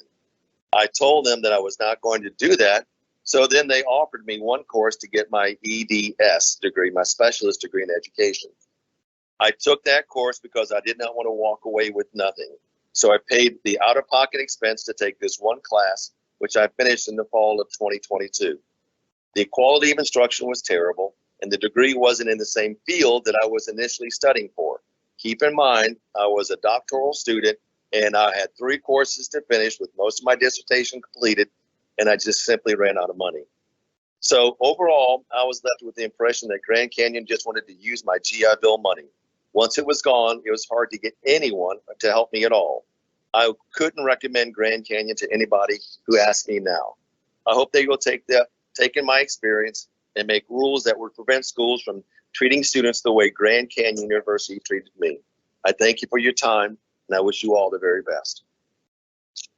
Thank you. The next speaker is Eduardo Ochoa. And I'm muted. I'm done. That was it. Thank you. Thank you. Thank you. I think I'm going to have to turn off the Teams. Okay. I'm Eduardo Ochoa. I am former president of California State University at Monterey Bay. former Assistant Secretary for Post-Secondary Education, and currently a member of the Board of Directors of NC-SARA, the National Council for State Authorization Reciprocity Agreement. SARA is an agreement among 52 member states, districts, and territories that establish national policies for interstate post-secondary distance education. Among other benefits, SARA provides a set of uniform policies for student consumer protections that otherwise would vary state by state. It ensures valuable oversight of distance education. It allows students access to distance education programs across states. It was established in 2013. Today, more than 2,300 institutions are approved to participate in SARA by the SARA member states. They represent more than 75% of eligible U.S. post-secondary institutions that offer distance education, serving millions of students annually. We're concerned that the topic of state authorization reciprocity was introduced during negotiated rulemaking in 2022 under Section 668.14, Program Participation Agreement, subsection 32(3). Certification procedures. We have specific concerns regarding the proposed language as well as the process through which it was written and discussed during negotiated rulemaking.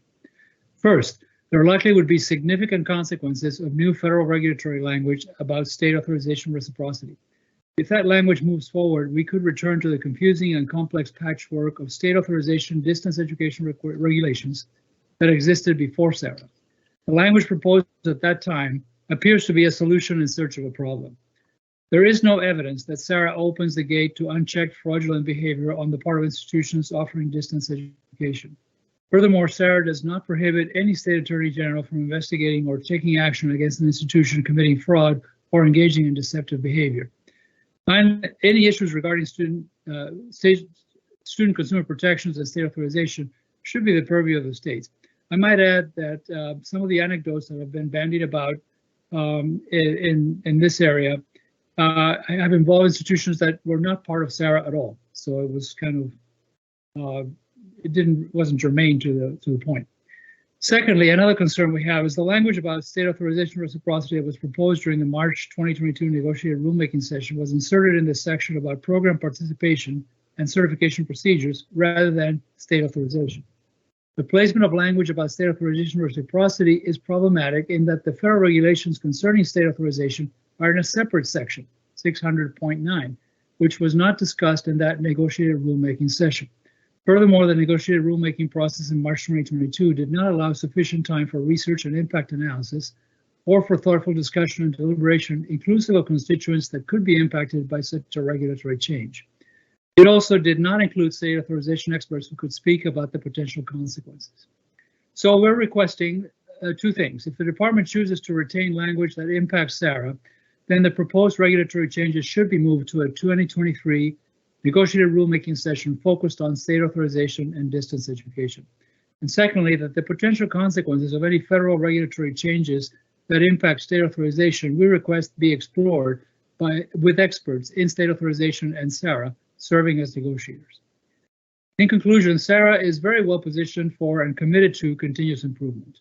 The new SARA policy modification process, 30 seconds left, in broader stakeholder engagement and enhanced transparency, was launched in January 23 and is underway for the first round of approved policy changes coming this fall. Everybody who has chosen to participate in the policy modification process has a seat at the table, including participation in public forums and public comments. We also wish to convey that SARA community is committed to the department's emphasis on student consumer protections, and we wish to express a sincere intention to continue to work collaboratively with all stakeholders toward common sense, common ground approaches to continue to ensure protections needed for today's distance education learners. Thank you. Thank you. And our final speaker, Bob Carey, final speaker before lunch. Bob Carey. Can you hear me? Yes, we can hear you. Oh, thank you very much. I'm sorry that I'm having to call from the parking lot at Walter Reed National Military Medical Center. I have, while I'm retired Navy myself, I have a relative who was recently in there, and I had to be there in order to be able to provide some power of attorney assistance. So sorry, this is a little discombobulated. But I represent the National Defense Committee. We were started in 2003 as a niche veteran organization focusing on veteran civil rights. We did a lot of our initial work on veteran voting rights and freedom of conscience. But one of the things that we're working on now is the freedom of contract. And to the extent that the Department of Education has oversight on many of the veteran educational benefits, as well as the fact that many of the veteran educational benefit regulations are based upon the Department of Education broader regulations. That's why we wanted to be able to comment on this. And the fundamental issue that we have a concern with is that ability, that right to contract. Throughout the regulatory process, both in the generic and in the veteran space, there is this underlying belief in the veterans community that there is this condescending paternalism towards students, that they are unable to be able to figure out for themselves what is the best way to educate themselves and to use their educational benefits to do so. For the veteran benefits, these are earned benefits. These are not like means-based. They're earned through service in the military. And just like a veteran's retirement or a veteran's paycheck. And so to have these regulations, such as 9010, such as 8515, such as accreditation requirements, that are beyond what would normally be considered, the normal state adjudication requirements, is detrimental to the ability of students, especially military and veteran students, to be able to pursue the educational system that provides the best case for them. And the problem is that the traditional state-run educational systems or not-for-profit educational systems are not or cannot adjust to the needs of military and veteran students. And that is myself. I am pursuing a doctorate through an online program.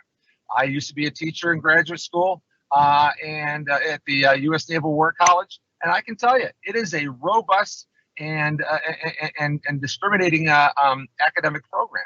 But the way that these regulations are going is that I doubt I'll be able to use my GI Bill benefits for it because there is this underlying belief that unless you are in a classroom and unless you are in a structure from a nonprofit, preferably state-run organization, a state-run educational institution, that you're not getting a good education.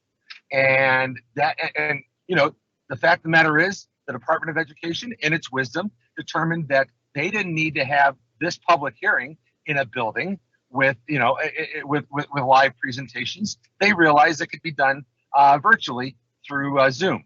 So too, we should be looking at that from the point of view of online education, and we should be maximizing the ability to use online education. 30 seconds. Thank you. Not trying to minimize it. That's really all I had to say. I'll provide written comments as well that go into more detail. But those are the basic suppositions that we have on this process. And I think that there is this belief in the Department of Education that the veterans community is strongly behind 9010 and 8515 and other types of controls on veteran education. And the fact of the matter is, there are many veteran organizations that are not. Thank you. Thank you for your comments. That concludes the morning portion of our public hearing today. We will break and resume at 1 p.m. Eastern time. Thank you. Thank you for everybody who spoke. And, have a nice lunch.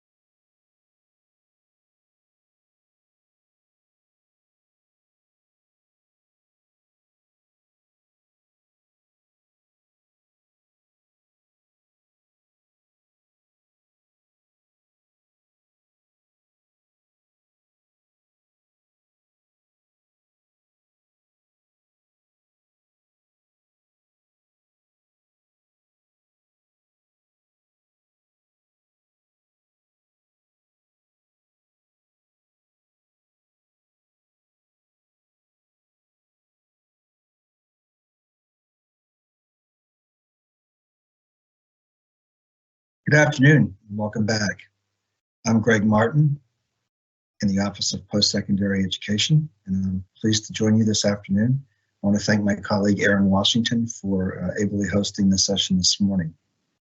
Before we get going this afternoon, I'd like to announce that, well, I should say that we initially had 3 of these sessions planned, starting yesterday and one today, and then there would be one tomorrow. But because we have been able to accommodate everybody who wished to speak, we will not be running the hearing scheduled for tomorrow. So after the comments are complete this afternoon, the hearings will be completed. However, I do want to remind everybody that there's still opportunity to comment in writing. I'll repeat how to do that at the end of this session. We welcome comments. We review all of them. So whether you have spoken over the last 2 days or whether you will offer comments in writing, we will give equal attention to those comments. Joining me this afternoon is Steve Finley from the Office of the General Counsel. I'm also joined by Wesley Whistle, who is with the Office of the Undersecretary. So with that, we will begin this afternoon's comments. And our first speaker this afternoon will be Jihong Lee. So Ms. Lee, whenever you are ready.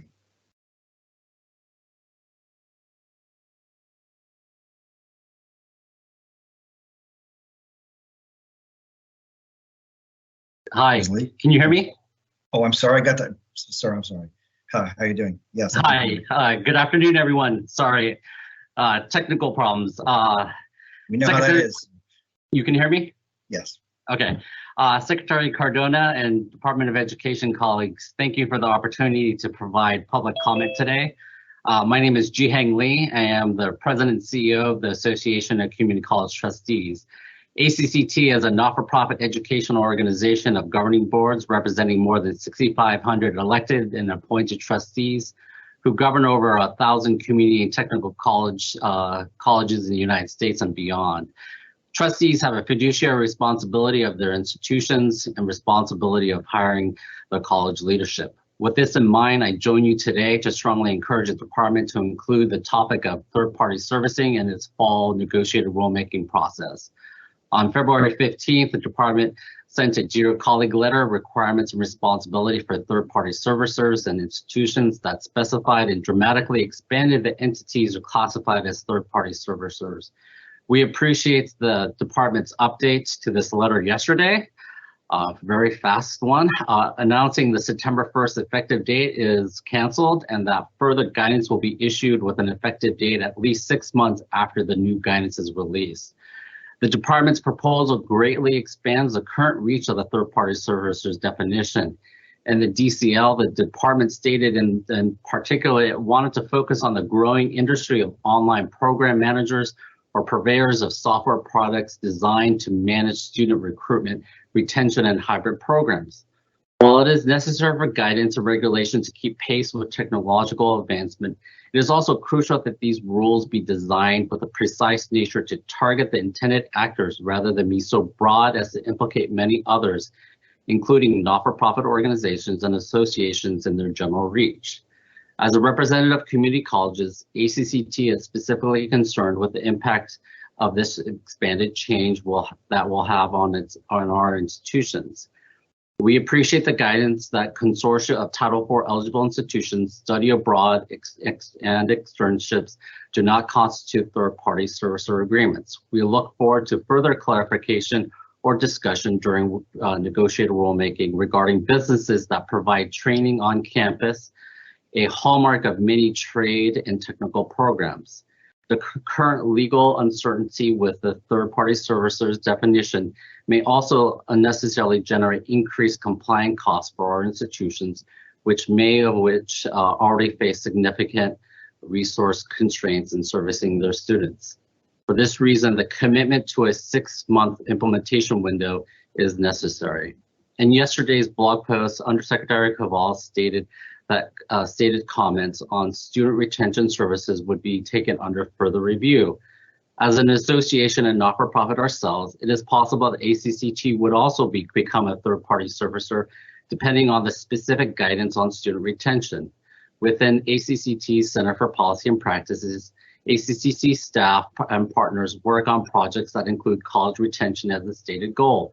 None of these activities relate to Title IV dollars, nor grant us or our partners or our contracted consultants access to student data. We recommend that partners providing retention services that do not include Title IV aid or student personal identifying information or similar data be excluded from third-party service area requirements.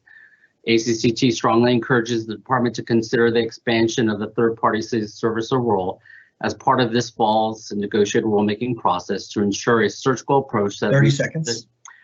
Reaches the intended goals and audience, rather than a catch-all approach that balloons the number of third-party servicer in such a way that those who may be abusing the privilege of working with students and institutions fall through the cracks.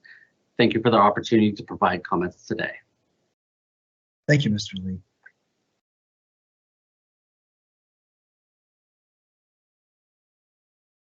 Our next speaker this afternoon will be Christopher Cross. Mr. Cross, whenever you are ready. Thank you, and thanks for giving me the opportunity to speak with you today. I come as having served 6 years as a public member commissioner on WASC, the Regional Accrediting Agency in California and the Pacific, also known as WSCUC. There are a number of concerns that I've had from my experience with WASC and with accreditation in general. I will go through them individually. First, each commission should have an equal number of public members as non-public members. Non-public members, of course, are institutional members. And in terms of providing the kind of expertise and balance between the interests of everybody, equal number of public members would greatly enhance that. I'd also recommend public members be allowed to serve 3 terms, not 2, because it does take public members some time to get acclimated and really to read in to what's going on. I'd also suggest that those who have been a public or been an institutional member of an institution not in the service area of that regional accreditor not be permitted to be a public member in a non-region, in another region, I should say, as they bring then a different perspective. Public members bring some very important perspectives, and having that there is very important. I would also recommend that all commissioners as well as staff be protected under a shield of immunity for actions taken relative to their duties on a commission, whether as commissioners or as staff. I've seen in my time that there's been a number of times when people were frankly afraid to take action because there was the feeling that well-financed organizations seeking to have their accreditation granted or extended would sue if they didn't get the action that was demanded or requested. So providing a shield of immunity for actions taken as a commissioner or as staff would be very important. I would also suggest that each accreditor should be required by regulation to establish metrics in such key areas as persistence, graduation rates, governance, and the rest, and that those metrics should be measured and part of the evaluation when accreditation comes up for renewal or initial accreditation is granted. And that those metrics, of course, must be tied to the accreditation standards in each of the regions. Also, accreditors should develop a policy and process that allows them to intervene and act quickly in situations where institutions are in or near crisis. Final 2 points, accreditor review panels' areas of expertise should align with the expertise most needed for a thorough review. And those with higher education consulting practices should 30 not seconds. be included. And finally, a consideration should be given to having public members include potentially parents, K-12 experts, and perhaps recent graduates of similar institutions. Thanks very much. Thank you, Mr. Cross. Our next speaker will be Jill DeJean. Ms. DeJean, whenever you are ready. Hi, thanks. I'm ready. You can go ahead whenever you're ready to begin. Thank you. Good afternoon. I'm Jill DeJean.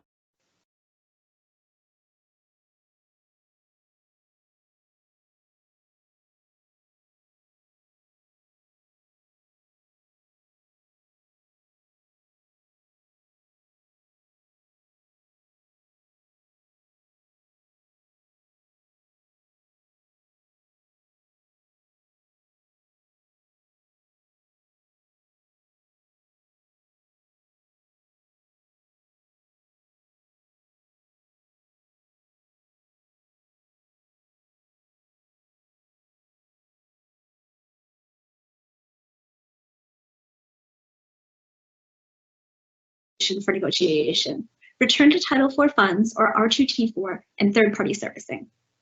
While we appreciate the department's most recent regulatory efforts in 2020 to allow the R2T4 process to accommodate new and innovative learning models like subscription-based programs and programs offered in modules, they pile complexity on top of complexity and make it even more difficult for institutions to not only comply with the rules, but to explain them to students. Students leaving school before completing a term are likely doing so under already stressful circumstances. The R2T4 process should be simplified to ensure that it does not add to that stress. Any changes to the R2T4 rules must consider the fact that the rules and regulations for this process already comprise nearly 200 paragraphs of regulatory text and nearly 150 pages of the Federal Student Aid Handbook. The 2020 R2T4 rules alone required ED to publish a 63-question and answers document to help financial aid administrators interpret those rules. NASPA has 271 regulatory assistance articles devoted to R2T4 alone in our membership knowledge base.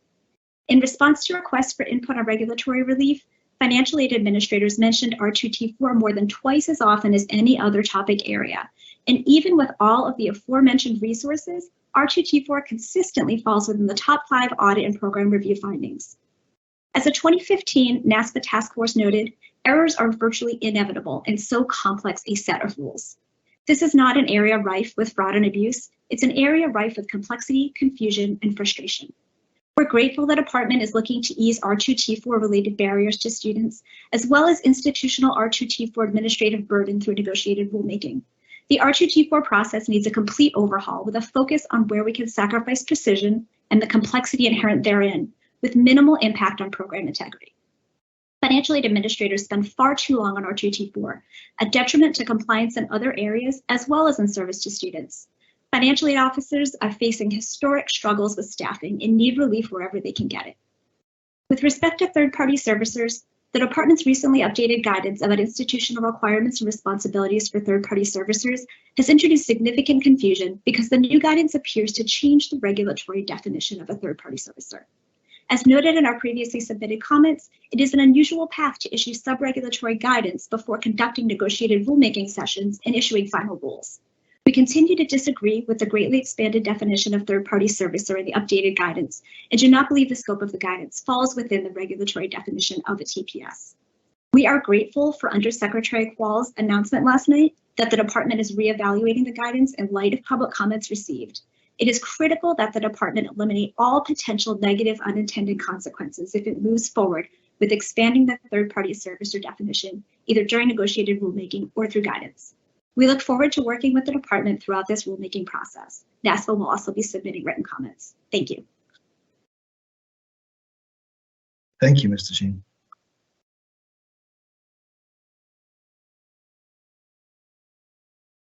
Our next commenter this afternoon will be Charlotte Woodward. Ms. Woodward, whenever you are ready.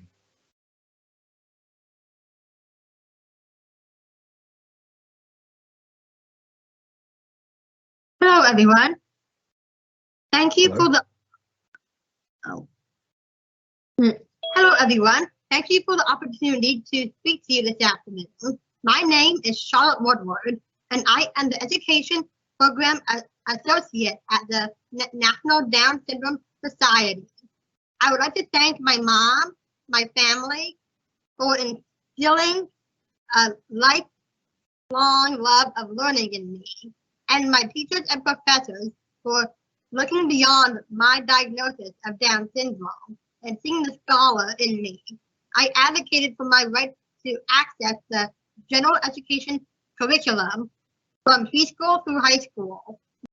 With the help of my mom and grandmother, I always desired to go to college, so I went on to learn as much as I could, made inclusive friendships, and ultimately graduated high school with a standard diploma, which I needed to apply to college.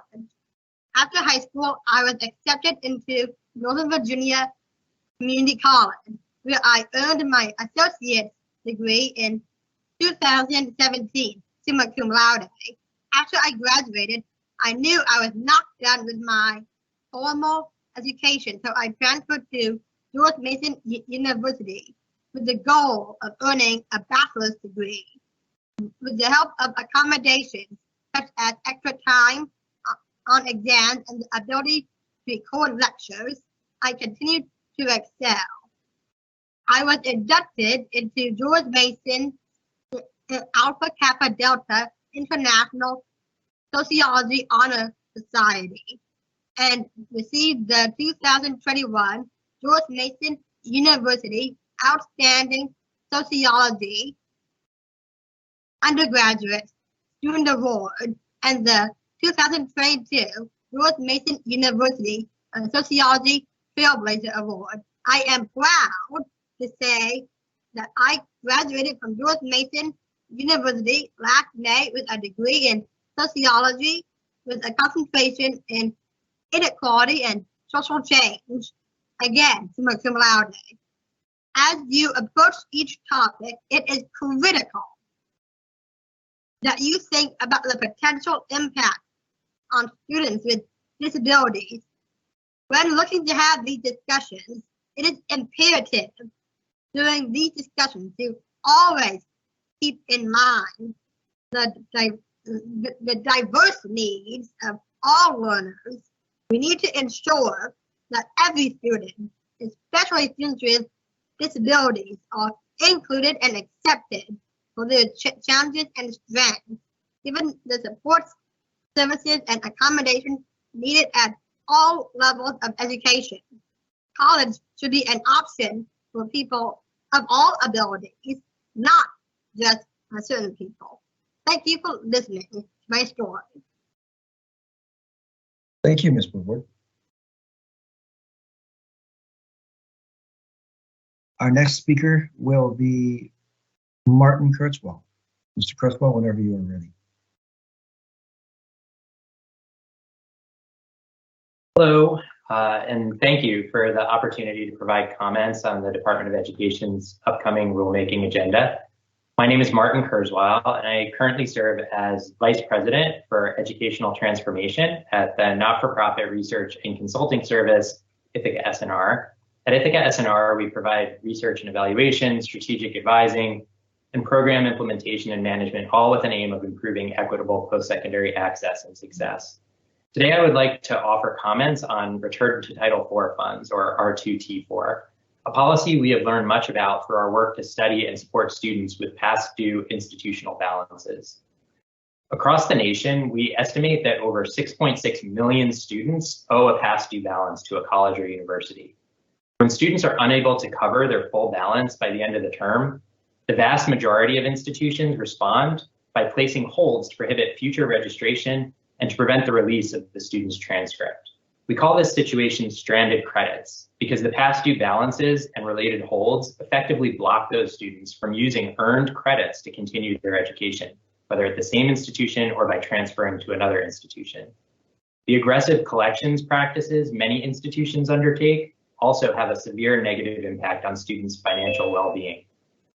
While systematic data are not readily available, Our research and direct work helping students release their stranded credits suggests that the federal R2T4 policy is a significant cause of past due balances.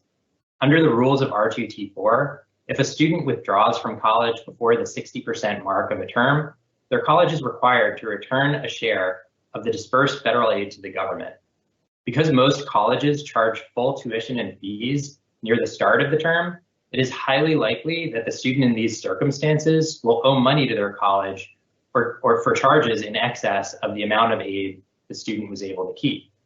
In other words, current R2T4 policy routinely transforms federal grants and loans into institutional past due balances, which in turn lead to transcript and registration holds and stranded credits.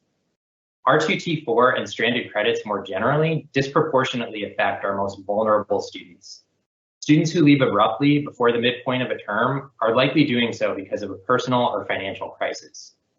Our research shows that the institutions with the most former students with stranded credits are also the institutions with the highest shares of students of color and Pell eligible students. The department has sent signals that it would like to see the policy of transcript withholding end. This has included archiving old guidance related to withholding for Perkins loans and public comments by the secretary and undersecretary condemning the practice. We applaud these efforts and are grateful to the department for pursuing them. However, simply banning the practice of transcript withholding does not address the root of the issue, the accumulation of an unpaid balance. The department has an opportunity to assess and improve R2T4 and thereby mitigate a highly inequitable source of students' unpaid balances. Specifically, my recommendations to the negotiators include, first, improve data collection so that the department can understand the extent to which R2T4 policy contributes to the pernicious problem of stranded credits. Second, establish a process and standards for reconciling the schedule for return of Title IV funds and institutional refund policies to shift more of the burden of leaving abruptly from students to institutions, and ensure that the institutions provide a complete and understandable explanation of the 30 seconds. consequences to students. Finally, completely protect the lowest income students from the financial consequences of returning Title IV funds. Thank you very much for the opportunity to contribute to the conversation about reforms R2T4 and for your consideration of this important issue. Thank you.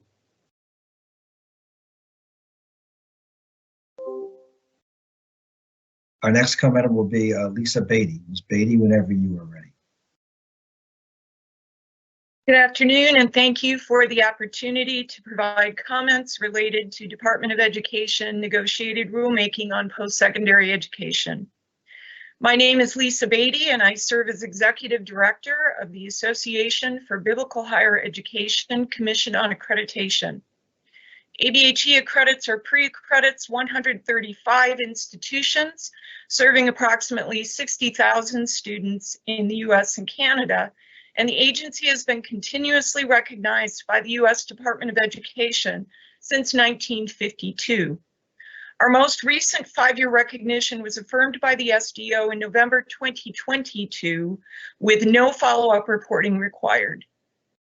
To begin, we welcome continued conversations on how best to serve students with regard to financial aid, state authorization, third-party servicers, and distance education. But my brief comments this afternoon relate to proposed rulemaking for accrediting agency recognition. As noted above, ABHE completed its recognition process just 5 months ago. We were part of the first cohort of accrediting agencies addressing regulatory changes on recognition implemented in 2020. Since the DE recognition process is a 2-year process, for our last recognition cycle, ABHE was required to submit its petition for recognition almost simultaneously with the implementation of new regulations. This timeline made it extremely challenging to adequately address regulatory changes in our policies and processes, and thus in our DE petition for recognition.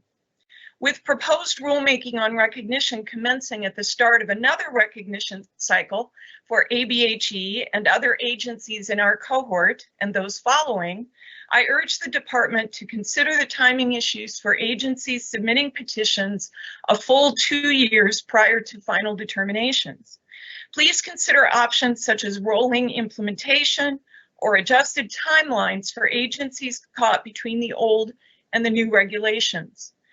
Over a period of no less than 70 years, ABHE has demonstrated a strong commitment to meeting Department of Education regulations for accreditors. Please provide agencies like ours with a reasonable timeline for demonstrating compliance with new recognition and other negotiated regulations. Second, may I recommend that a range of institutional accreditors be included on negotiated rulemaking committees. One of the hallmarks of the American higher education system is diversity of institutional type. ABHE and other similar institutional accreditors serve the public good by assuring quality in smaller but important sectors of the higher education market. Please ensure that such agencies have seats at the table. Thank you for the opportunity to provide comments today, and thank you for the department's efforts to serve the needs of students through this process. Thank you, Ms. Beatty. Appreciate your remarks this afternoon. At this point, we are considerably ahead of schedule. We do have 2 more speakers who are scheduled to provide remarks. However, we're working on logging those individuals in right now. So if you'll just bear with us a few moments, we should be able to get them queued up to speak.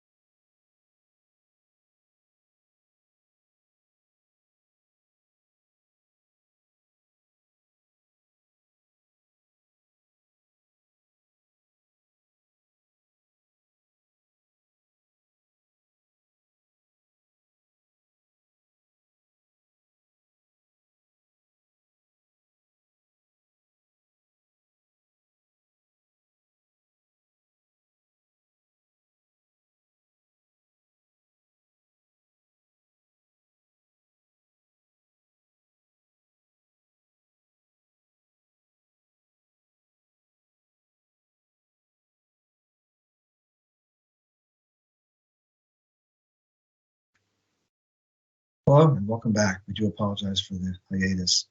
Our next speaker will be Eddie Mergasson. Mr. Mergasson, whenever you are ready.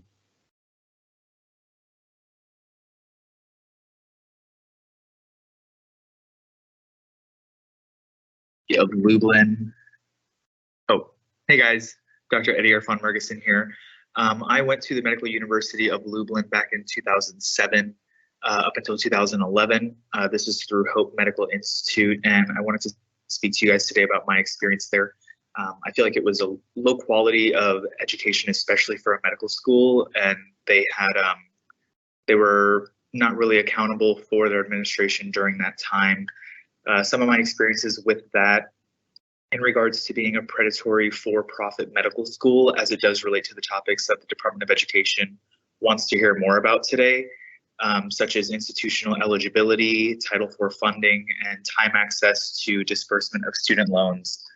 Now, with sweet settlements getting a lot of press right now, by no means has that provided any relief to myself or any other of the medical students that were borrowers for this school. So my school is not included in that settlement, despite being guilty of the same misconduct as many of those medical schools that are included, if not worse.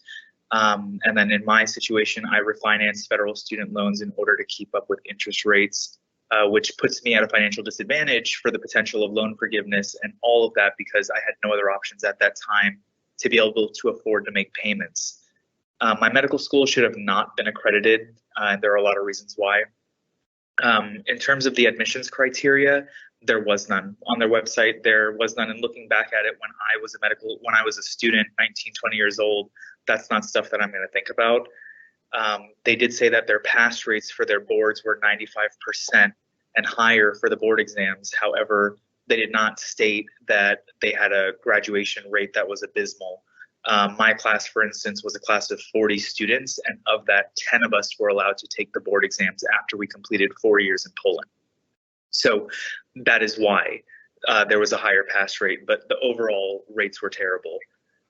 If you did not pass these pre-exams that were done for screening tests within 3 times, you were not allowed to go for your clinical rotations in the United States, and that prevented people from getting into residency and ultimately practicing. So some kids spent around $400,000 in student loans that they took out and were never able to take the board exams in the first place. So all of that now falls onto them, where they don't even have the career that they went to school for. By the time I finished HMI, Hope Medical Institute, I didn't believe that the school should have been approved for Title IV funding. And to be honest, I applied and went to that school because we were being told that we had federal student loans that were approved for us. So that in my mind made it seem like the Department of Education is behind this school and supports it, which gave me more legitimacy to that program, where in essence they were funneling money through student loans and kind of taking advantage of all of us to get as much as they could out of it for as long as they could. Again, I just want to reiterate that I only attended the school because of that federal government student loan making it possible for me to do so. I do not come from a rich family, so I otherwise would not have had that opportunity. And since I had to refinance, to kind of keep up with interest rates, I know that I don't have the same kind of access to student loan forgiveness or borrower relief, even though I applied for borrower's defense. And I would love for the Department of Education to take a deeper dive into Hope Medical Institute and the Medical University of Lublin, because there are hundreds, if not over 1,000 students 30 seconds. Who were not given a lot of good information that we could have used ahead of time to make a more educated decision. And a lot of us, again, they targeted Indian students by making commercials on Indian programs, knowing that, these are people culturally who want their kids to become physicians, and kind of targeted that and shuttled a lot of us into that school. So I thank you for your time. I really hope you guys look into them, and hopefully we can get some kind of loan forgiveness or something at some point for those students who went to Hope Medical Institute. But appreciate your time and hope you guys have a great week. Thank you, Dr. Mergasson. Thank you. Our next and final speaker this afternoon will be Tony Lee. Lee, whenever you are ready. I attended a predatory school by the name of IADT, owned by CEC, the Career Education Corporation, and I trusted the educational system of all systems to be principled in truth and honesty, so that the American dream could be more obtainable. These notions have been installed in our minds throughout adolescence, so I trusted this system to hold its school accountable and responsible to live up to their end of the deal. I trusted the federal government to release my loans to a trusted and approved entity. This is why I continued and completed my education at this school in particular. And I second everything that the previous gentleman said about his experience. I feel like I was targeted. I'm a first generation graduate of my family, and I'm told, or prior to attending, I was told or taught very little about accreditation. This is all like aftermath things that you learn. I feel like there's no transparency as far as like letting students before they attend school to know about the accreditation process. This was like not even something I really looked at. All I saw was it was a very commercialized school. So therefore, you know, I'm sitting at home and I'm looking at them like just indoctrinate and feed on your vulnerabilities of having and obtaining this dream that they're displaying in the commercial. So I just feel they not only victimized me, but they victimized and took advantage of the system that is made to protect us, which is the Department of Student Aid. It's designed to protect us, to help us and give us a leg up and to get closer to this dream. And they victimize that system as well. So I really hope that there's more transparency going forward with these schools' processes of being accredited, and just so there can be a trust that's built throughout the years, and you know the processes with the federal government and the school is a tighter supervision, that they're living up to what they are, their mission statement, and what they are advertising at themselves to be. So it's just been a burden and such a I'm better off not have attending this school. Like my life would have been better off, and that in no way, shape, or form should be, you know, the aftermath of attending any educational institution in this country. And yeah, I definitely know. I mean, I know that there's stuff that has to be changed, and it's just abused and taken advantage of. I just wanted to put my voice out there for all. No, I don't know any classmates that, I mean, you know, there's like a small percentage, you know, I don't know the stats or anything, but if you look at the school I went to, there's been numerous lawsuits over the years. My accreditation company has been dismantled. My everything, Sallie Mae, like there's just a chain of just corruption, basically, and abuse that has taken place stemming from CEC and schools that they've had under their 30 seconds. corporation. So I just feel like it's pretty much just self-explanatory if the government looks into this corporation. So that's all my statement. Thank you very much. Thank you, Ms. Lee.